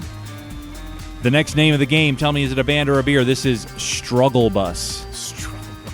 Oh, God. That name sounds insensitive. Maybe a little. I'm going to say beer. Steph is saying that's a beer. JR, what do you think? JR saying it's insensitive. That's his answer. Yeah. I'm gonna go with band. Going with band, and finally Dan. Struggle Bus. Got one beer, we got one band. Agree with Steph, agree with JR. What's your strategy? What you thinking? I don't know. I'm going to go band. Dan Let's go is band. saying it's a band, agreeing with JR. Not a good strategy this time around because it is, in fact, a beer. It's an extra pale ale brewed primarily with Cascade hops from Bagby Beer Company in Oceanside, California. Huh. Brewery owner, Dandy Bagby, says the name stems from a phrase that can refer to having a bad day or to being hungover or anything else that is disabling your ability to function normally. Depending on how rough you are, you can either be riding the struggle bus or driving it. They also Ooh. say it is a perfect hangover beer. Is Bear allowed to have pizza crust? Yeah. I mean, There you go. Go give it to Bear. There you go. if we'll eat it, he's. What's funny is for a 165-pound mastiff, he's not generally motivated from people food. Oh, wow. Oh, interesting. I've watched him. We'll see. Seeing it. Look, he's not like he took it and we're gonna. He's gonna. You'll find it in your brewery. He's gonna somewhere. take it to the corner and investigate it. I mean, I've watched that dog put bacon back down like it was an afterthought. What? Yeah. Wow. So I don't know what's up. Wow. He left it there. He He left did. it He there. just walked He away took it, from he left it on the floor, and then Yep. ran away from Like, it. no, I'm not having Hey, it. I warned you. Good try, Rich. Good try. A for effort. All right, moving on to our next name of the game, and JR is going to guess first on this one, and this one is questionable advice. Is that a band or a beer? Beer. All right, JR saying it's a beer. Dan, what do you think? Yeah, that's probably a beer. All right, Dan. I wouldn't listen to questionable advice. I'm fairly confident that's a beer. I feel like I've heard of it before. Because I mean, typically that's when you're drunk. That's what you're giving. Yeah, you give the questionable advice and listen to it then, too. Indeed you do, because it is, in fact, a beer. Everybody right again. Great We're doing performances, quite well guys. tonight. Everybody's doing really well. Council Brewing Company in San Diego, California disseminates questionable advice. An IPA dry hopped with Citra and Nelson hops. The brewery has a brainstorm board in the office where staff can add names for upcoming beers. Questionable advice was added following their session IPA called Good Advice and their triple IPA called Bad Advice. I see what they did there. So it's a whole thing. Moving on to our final name of the game, and Dan is going to guess first on this one, crap. and we round it out this evening with Evil Wiener. Wow. Is that a band or a beer? God, It's a bad idea. Yeah, it's questionable advice is what it is. Oh, my God. It's Adios Pantalones. And Adios. By the way, check your phone. I found their song I on saw Apple Music. you All right. I will say that is a band because I don't think I would drink that beer. Yeah, I'm thinking the same thing. Okay. I would not drink that beer. So I'm But gonna say remember, band. logic has no place. No, logic has no place. But Dan and Steph saying band. Banned for me. All right. Everybody's saying band. Everybody's right again. Yes! Logic Go paying off us. for the All right. try harder, Wayne. All right, so For the first time a ever. lot of tickets on the way home and fidelity account. There you go. There you go. I'm You're feeling gonna it. make some money tonight. There's magic in the ale. Evil Wiener were a goofball pop band. Wait, did you say there's magic in the ale? Did I? You did. It sounds like I thought did. you meant to say I that. thought you meant to say it too. Freudian, but works. I Yes, totally did. exactly. I totally did. I totally meant to say that.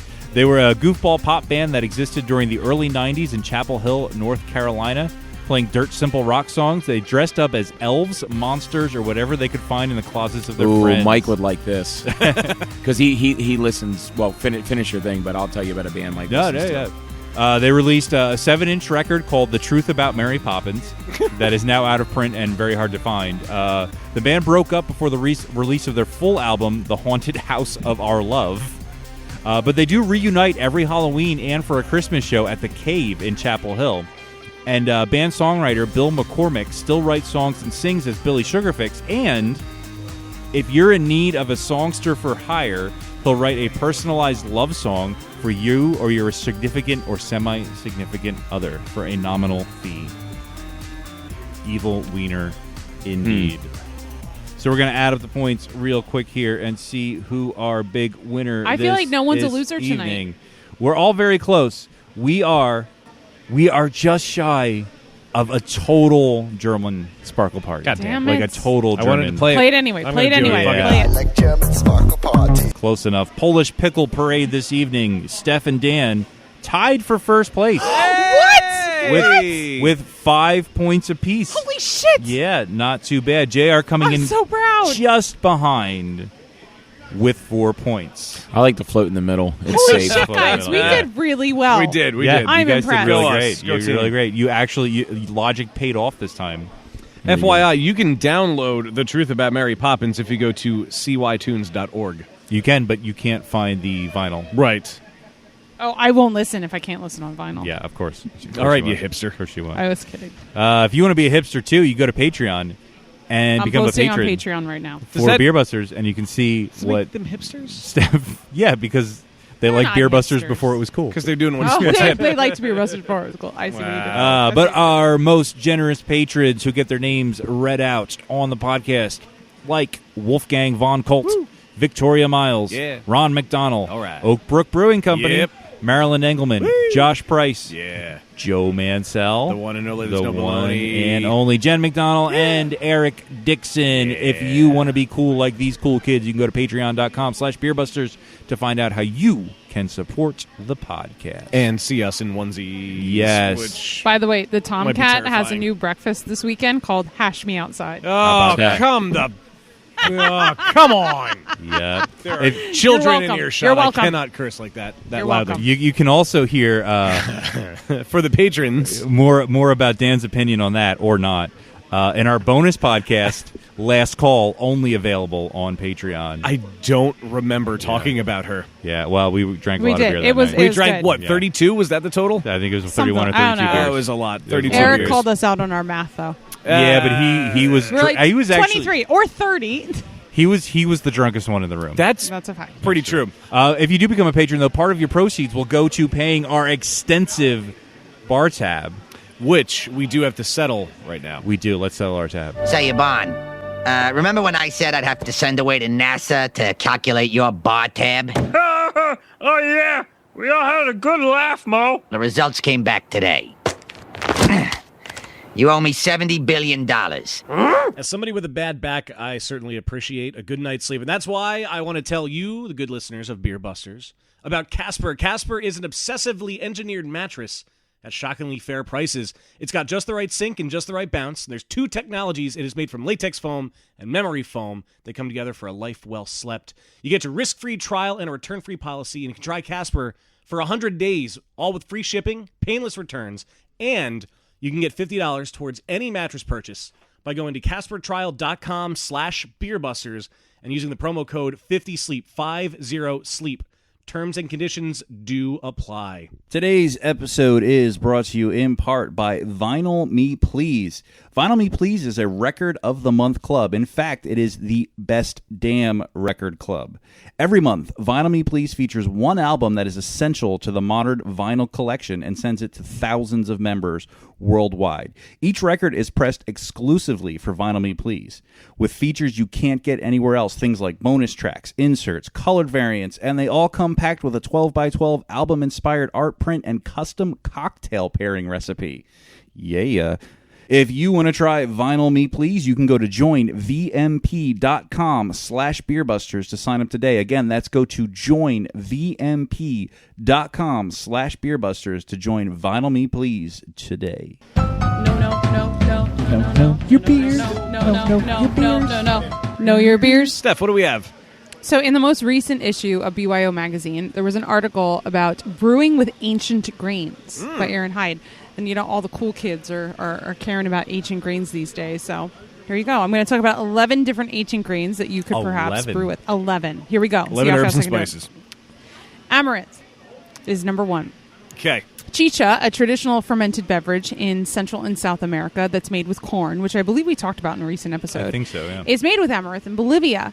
Amaranth should have a pleasant and mild flavor, almost like rice. It can be popped, and you can throw some of the small round kernels at the bottom of a dry kettle. Bring your heat up to medium and watch for the popping. This breaks the cellular structure and allows for hydration of amaranth. It will also provide a small amount of toasting, which may provide you with more flavor from the small, subtle kernel. Number 2, buckwheat. The uniquely triangular pyramid-like seed has been gaining in popularity as a gluten-free grain alternative in beer brewing. Buckwheat can get a harsh, nutty flavor when used in excess or roasted. A very thin mash may be needed to gain some efficiency when using buckwheat in any amount, malted or raw. Unmalted buckwheat has a bit of a lighter, nuttier flavor.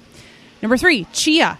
When brewing with a tiny chia seed, keep in mind that the seed can absorb up to 12 times its weight in water. This makes turns chia seeds into a gel that can be hard to extract when brewing. So try to use it in a small percentage first. And like many raw grains, you will want to keep your mash thin because chia absorbs and gelatinizes. Number 4, einkorn. Einkorn is still found in commercial beers in Poland and Germany. Also Italy, and is being malted by at least one maltster in Germany. European brewers see it as a traditional ingredient, and some breweries look to be reviving it in historic recipes and small specialty batch beer. Use einkorn exactly as you would wheat. Use it raw via a cereal or turbid mash to make a traditional Belgian or German beer. Number 5, emmer or farro. The brewing industry has shown some interest in malting emmer again, and it's a wheat that can be malted at home. Or, much like einkorn, it can be used raw in the traditional wheat beers of Europe. Number 6. I'm not sure how to pronounce this. I'm going to try. Khorasan wheat. It's Khorasan. It's an ancient wheat. We have to go to Coruscant. Yeah. It's an ancient wheat that has a rich, sweet bread flavor that would work really nicely with delicate beer bases. The grain is marketed to the health food industry and can be easily malted and has a pleasant flavor. This wheat may be due for its first real flourish in brewing, through home brewers in its long history. Number 7, millet. It's the most popular to make alcoholic traditional homebrew beverages throughout Africa, Nepal, and Turkey. Millet is being malted and made into specialty grain in the U.S. It can be used raw via cereal mashing or by popping. Once popped, the starch is accessible. Pop dry, constantly stirring in a kettle over medium heat. Number 8, quinoa. Yeah, Raw quinoa grain has quinoa. bitter coating that needs to be removed. Like other ancient grains, the seed can be popped or it can be purchased puffed and toasted. Different types of quinoa have distinctively different flavors. Black quinoa is a bit nuttier, while white and red quinoa is pleasantly and mildly grainy. Number 9, sorghum.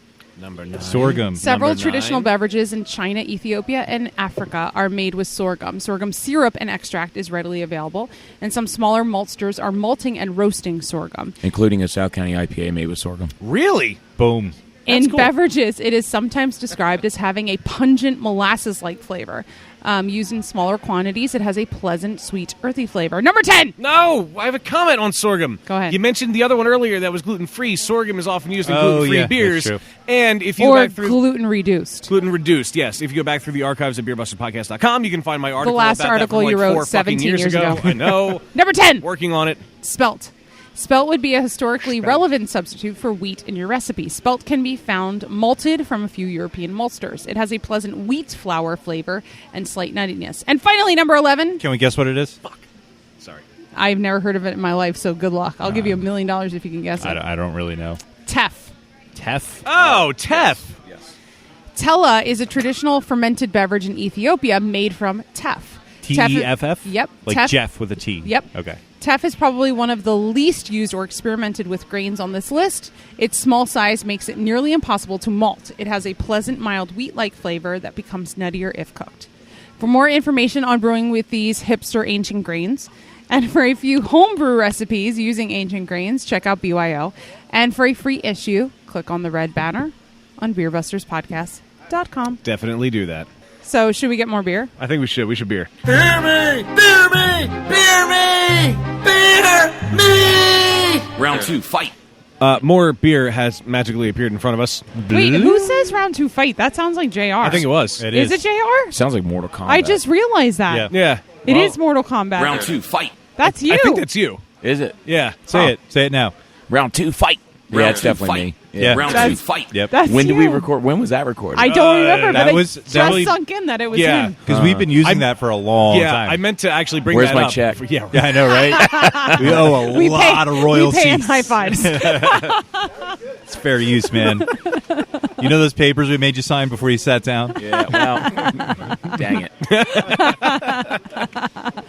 Cash me outside. How about that? No. I can't stop now. No. Oh. So what are we drinking next? What beer do we have? All right, so we'll probably once again work 1, 2, 3. We have the intervals Mandrina Bavaria. All right. Absolutely fabulous hop. Ooh, oh my God, I love the aroma. Yeah. So we joke and we're kind of like, this hop's everything orange. So the first thing that came to my mind when I took a whiff of it, Turkey Hill orange tea. Sure. Yeah, I guess Absolutely. that's the first thing. Yeah, I get Because that too. it's orange and citrusy, but herbal too at the same time. Yep. I like this. So this is Cosmic Nod, remove Galaxy, add Mandrina. It really is like very prominently orange. Yeah, character, I mean it's amazing. It's like sweet Valencia orange, a little bit of pith, A little zest. Yeah, But not zest. in like there's orange juice in my beer kind of way. Right. No, it's like No. essence of like oranges. Yep. Yeah. Yeah, it's really nice when a hop shines that to the point that where people like since we put this on draft, everybody's like, oh you guys put orange puree in this, and it's like no, it's just 4 basic malt, water, hops, yeast. Yeah. Yeah, I think the balance is there, and the base recipe on this, it really allows the hops to sing. And once we landed on this, we're like, hold her steady, Right. Yeah. What's the ABV on this one? 5. 5. The magic All right. number 5. Yeah. 5 is a magic number. Now, how new is this? Because I know your intervals are always coming out. Yeah, so we do in intervals once a month, and this beer is less than a week old. Oh, wow. So very fresh. If you're doing them once every month, are you doing just small batches of them? Or are you doing a big batch and just going through it really fast? 15 barrels every month of just this beer. Wow. And you're canning them, too. Typically, this one we snuck in between canning runs because we had enough time for a tank that we just wanted, like James was, he's been got a bunch of accounts that he's been trying to get beer to. So in between canning runs with our mobile canner, we snuck this one in to where he'll have a bunch of draft he can send out. So we will circle back and we will can this one probably, but the next canned one will be Monroe. So. Very cool. Yeah, because I picked up a few of the interval cans when I see them out and about. Yeah, they're fun and people really seem to enjoy it, and it's nice for accounts because then they can they almost have a new beer every month, effectively. You know what I mean? And it's been a really pleasant experience, especially as a brewer, to work through. Everybody has brewed beers that have like 4, 5, 6 different hops in the beer sometimes. You know what I mean? But to sit down and methodically work through every single one and go from Citra to Simcoe to El Dorado to Azaka to Mandrina to Monroe next, it's this really cool journey. And once it's like adding like colors to a palette, Yeah. it's just really neat figuring out exactly what they do, and very empowering as a brewer to utilize that knowledge moving forward. So is that the only hop in this beer, or are there other hops and this is just the hop that is showcased in the beer? No, this is it.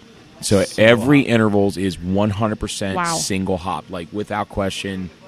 No matter what it is, no matter how we have to do it, like it's single hop because we truly want to get the nature of what this hop brings to the table and nothing else. No other influencers, just raw data about that hop. And now we can look at the oil content, we can look at the myrcene and the humulene, and we'll make decisions about how much dry hop, how much kettle, how much bitterness, and we do adjust that. but the water chemistry is the same, the malt's the same, the yeast is the same, the pitch rate, the fermentation temperature, everything's identical with the exception of the one variable, which is the hop, and how we utilize it depending on what its characteristics or its stats are. It's neat that you do them like once a month, but it would be awesome to have a few of them at a time would really to have be side by side. Well, and and really we hope. learn the Well, hops. and not only that, but we hope to have enough to maybe where we can get 3 at a time, to where like you could take. We just have this dream where like it would almost be like that really cool lab set when you're a kid, where you have 3 different cans and say, okay, I want to do 2/3 Simcoe, 1/3 this, or vice Oh, versa, yeah. and almost Yeah. like brew yourself at the table, because the Yeah. base beer is the same, and say, you know what. If I use 10% Simcoe and 5, and then it just illustrate like the really cool nature of how when these hops play together, the parts are when they're blended together, it's greater than the how's that saying go? I forget what it is. Greater than the sum of its parts. Yeah, exactly. yeah. 1 + 1 = 3. That would be such a cool concept, though, if you went to like to have in a bar like where you get a flight of 3 single hop beers, same base recipe, different hop in each one, and then an empty glass. And then it's blend just them like together. you can just mix them and match them however you want. Well, just kind of play around with we it. were at Urban Chestnut Brewing in Kansas City. Yep. Kansas City. And they have, there's their brewery, and then across St. Louis. I knew it was Kansas. St. Louis, the other side of the state. And there's their. Thank the producer in the booth for correcting us. Thank you. St. Louis, Missouri, not Kansas. Well, there's St. Louis, Kansas, too. Is Is there? I Like did there's not know that. there's a Portland in Or Maine. no, there's Yeah, whatever. I have a friend that lives in Portland, Maine. But yeah, Whatever. St. Louis is Somewhere not here and west. There you go. Somewhere flat. Literally. And with a lot of lightning. But anyway, they have their big beer hall and production facility, and then across the street they have this tiny bar with a pizza place, by the way, and it's where they do all their R&D. And what you can do is they have a website that you go to, and you create a login, and then it was only like $1, wasn't it? I paid $1 and I got a flight of beer, and the deal was I had to fill out a survey. So I don't even remember what style it was, but I think they gave me 3 different beers, and then you go through the survey as you're tasting them, and it's all basically the same style, but they don't even tell you what's different about them. They kind of ask you questions, and I think they're trying to see your level of beer knowledge and see which one didn't have this blind ingredient, sort of, or which one do you think had more of this, and then they ask your opinion on all of them, and it's really cool. And they do this weekly or bi-weekly. I get emails every time there's a new survey out, and you can go and pay the $1 and do the surveys. And it was one of the coolest experiences ever. I've been to White Labs where you can do a flight of the exact same beer made with 5 different yeasts, and that has been totally cool and really beneficial for someone who wants to learn more about beer ingredients. But with this, to be able to have your opinion matter in the process, was it you that we were here and you had the beer and you had the little things where people would fill out the little survey and put in what you thought of it? No, I mean we didn't do that. What brewery was that? But I can. There was a local place that did that too. Yeah, I mean, but what I can say is that we absolutely, for all of you untappers out there, between me, Mike, James, and we read every single one pretty much. And Rick James. Yeah, Rick James. And, here's the bottom line. It's some people like it, some people don't like it, context, subjective, whatever, But we read them because what we're looking for is eminent truth, right? The filter effect, you know what I mean? If we're doing something that unanimously people do not like, even though we think we're nailing it, we're going to pay attention, Right. which is basically like that survey, right? It's like a triangle test, like which one's different or why do you like this differently or whatever. I feel like the survey, though, kind of proves that you have beer knowledge, not just how to slide a bar and pick a number. It's forcing you to dig in and vocally, manifest what you're thinking. Right. And when you do that, it's more than just here. My favorite is the classic MEH, meh. When I see that on Untapped, I'm just for the love of God. Yeah. Out of all the words in the human language and everything you could give to us as a brewery, because if you don't like our beer, that's fine, right? Just don't give us meh. That's insulting. It's insulting to you. It's insulting to us. Give us something more than that to work with. Right. And just tell us why. If you don't like it, that's fine. I'm a big boy. I can handle it. Whatever. But when you do meh, it's okay. What does that mean? And it can mean so many things. I have to admit, there's 2 things I want to say. One is, fun fact, The Simpsons invented that word, meh. I didn't Second realize. thing is, I recently made that my Untapped comment. Not just that word, but for a beer that we were at a release, we took it home, and my review was, I can't believe how meh this beer is.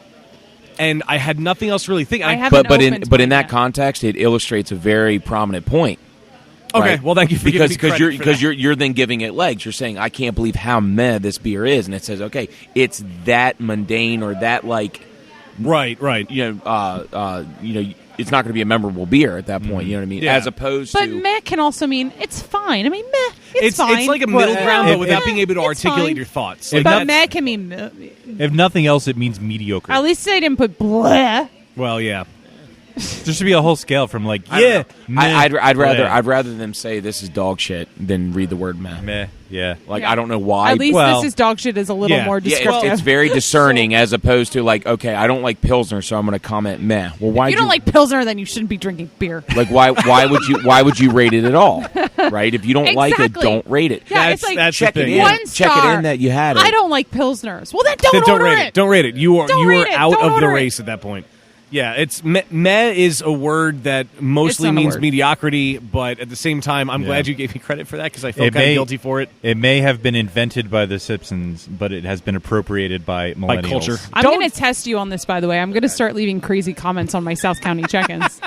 I am usually toasted, though. Well, and the funny part is, and this Oh, you really guys. freaks people out, is that, and whatever, so I don't remember names very well, but I remember faces perfectly. So I'll see somebody's profile on Untappd, and they'll come to a brew fest, and I'll see them and be like, hey, you like this beer. Like, you know what I mean? I'll make some Yeah. kind of comment, and they look at me like I'm some weird psychopath, and I'm like, well, your face looks like your profile. And they're like, how'd you remember that? So the thing is, I remember You faces. let me say you meh, huh? Yeah.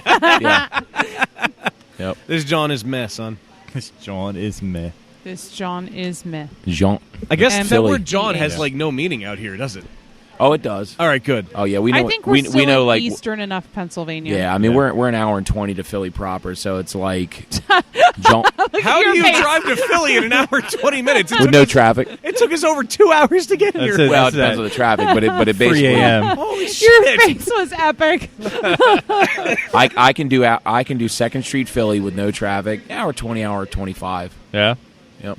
On a Sunday morning. All of our podcast recording is going to be at 2 a.m. from now on. All right. Yeah. Or 3 a.m. Or 3. We must be lonely. We be must lonely. be. What's next? What's next? God damn it. Next is, I don't know if it's a classic at this point, but it's a favorite of ours, Liminal Moment, Ooh. Oh Yay. yes, it is a classic.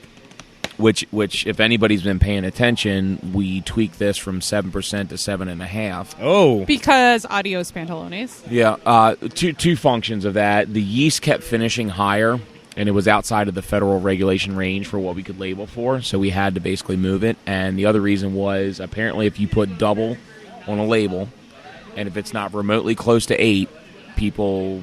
Oh yeah. And so to me, a double IPA lives between 7 and 9% alcohol. Yeah, that makes sense. Yeah. Right? Pale ale is up to 7, right? Or you could argue extra pale ale, and then session beer I think should really be like 4.5 and under. But Yeah.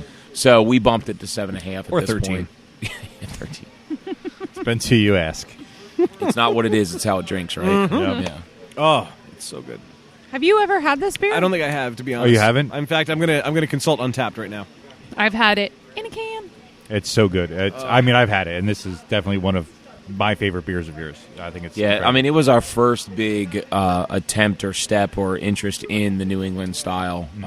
Wheat, oats. We don't have lactose in this one, but it's a 4 or 5 hop blend. We've simplified it a little bit now that we were able to get Simcoe more regular. That's why you love it. of course. Simcoe is Simcoe. way See, your but here's the thing, though. So, from somebody who has not had this beer before, according to Untappd, apparently, the Simcoe does not overpower anything else. No, Yeah. it's Like, I very get- well yeah, balanced. it's a I get lot, a yeah. nice biscuitiness at the end of it, which That's the Bonliner Munich. okay. Yeah. There we go. Yeah, that's malt. You're supposed to taste malt in your IPAs. Oh. Yeah, Wait, with, what? with the exception of like to me, like one thing that I've kind of had a pet peeve with lately is and this is a carryover from like the early 2000s, is IPAs that have like more of like a red or almost amber color. Particularly if somebody's saying like, look at our new New England IPA, and I look at it and like it looks like an amber ale. Like immediately, I'm going to be suspect as to whether or not that is executed within the style. You know what I mean? Right. So we have systematically, with a lot of our beers, quote unquote, cleaned them up. We've kind of doubled and dialed in where at the closer we get to basically just all pale malt, the more the hops tend to shine. Right. You need a couple of things in there to kind of balance it, but Liminal we also created to hedge out market volatility of hops, so that in this beer, because it is 5 different hops, and we use some kettle extract to set our bitterness. Right.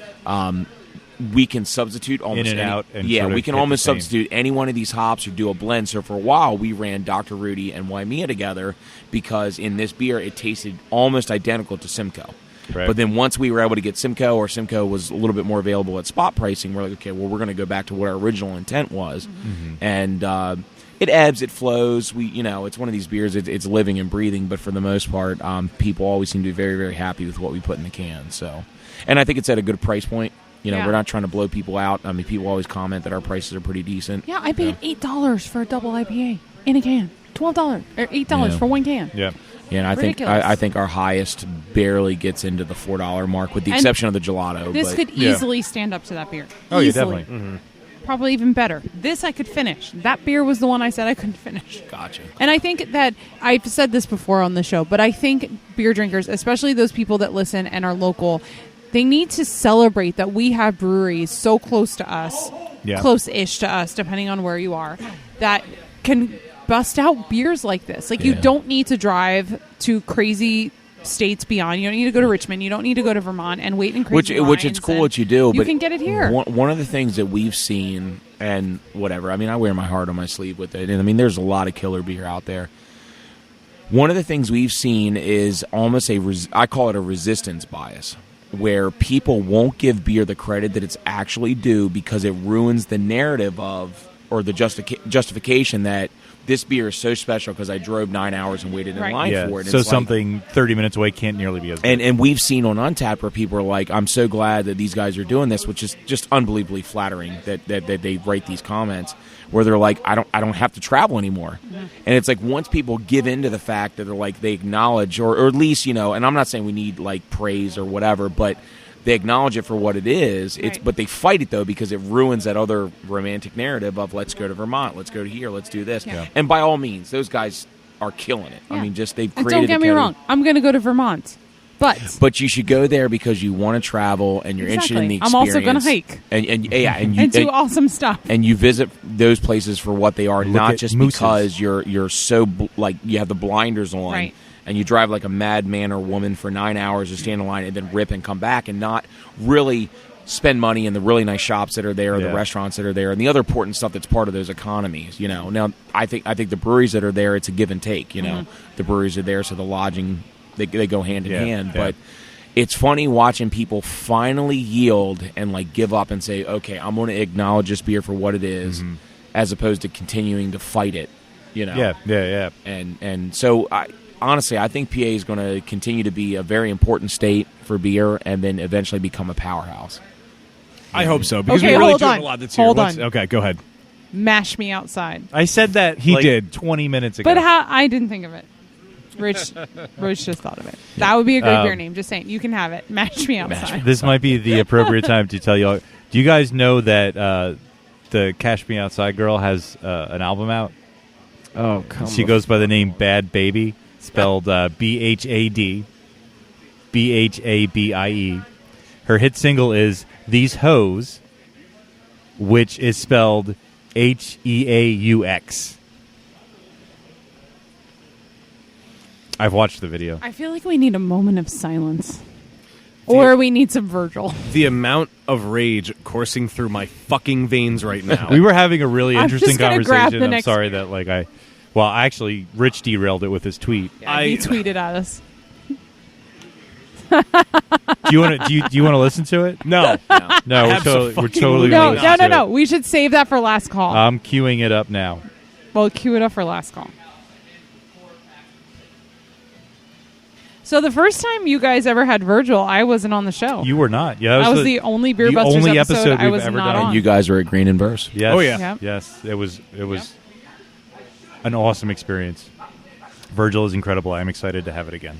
I love Virgil. I was very jealous when I saw that Yeah, you we're guys going had to it. be late getting that into the tanks this year. So, but Oh, yeah. Doesn't matter when. Just nah, matters. it'll work out. We'll release it a little bit later. It's just the first year we did it, we had some warm weather, and it just kind of felt off releasing a bourbon barrel aged beer. This is definitely 13%. Oh, sessionable. Gotcha. Yeah.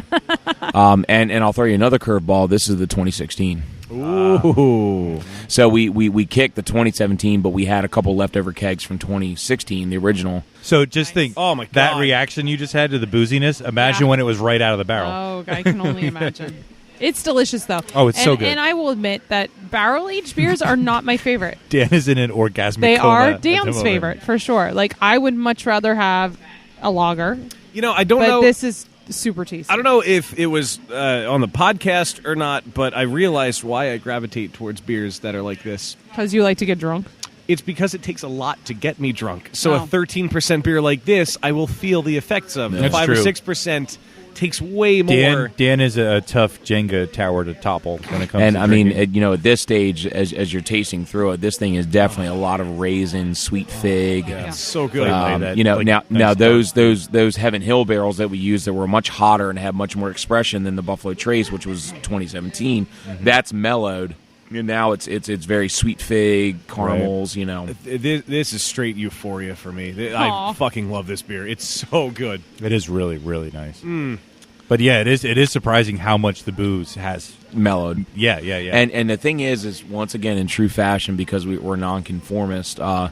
It's not a Russian Imperial. It's not. We just call it an Imperial Dark Ale because it's hard to explain. Right. Like, it doesn't have the roast of a Russian, but it doesn't have the sweet chocolatey nature of an Imperial Porter. It's somewheres in the middle. It is sort of yeah. You're right. Because it almost borrows from some of the dark ale characteristics from Europe, but it's very much bourbon. It's got the roast. It's got fruit. It's got some of the chocolate tones. I don't know how to explain it. Like, it's just a really unique blend of It's like ingredients. a boozy chocolate-covered raisin.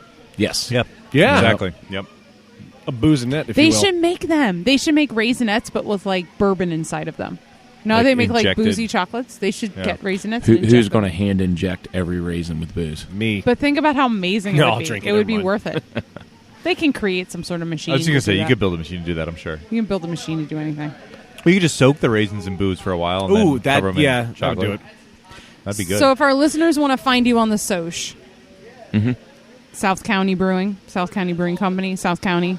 So at Facebook, it's Facebook/South County Brewing Co. On Instagram, it's South County Brewing.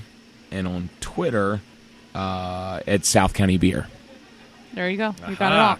Any events coming up? Anything you want to So look for? Gelato in 8 weeks? What did we say? No, October 7th. 7th. So coming less up quick. Than a month. Yeah, well, Yeah, sooner less than less later. than 3 weeks, rather. which is a lot so less than 8 weeks. Well, he's making it every 8 weeks. Whatever. That's the average that we tend to get it out. So October 7th, we have blues band, we have barbecue, a little bit of a benefit for cancer research, Right, as well as a gelato peach mango this time, and then we'll have Virgil next year. It'll probably be closer to March. And then we do have a couple, we're still trying to figure it out, but we have some more like intimate live acoustic features from some really great artists coming in to play out on the back patio once we get the fire pit open. So Very cool. Any more music and beer collaborations coming up?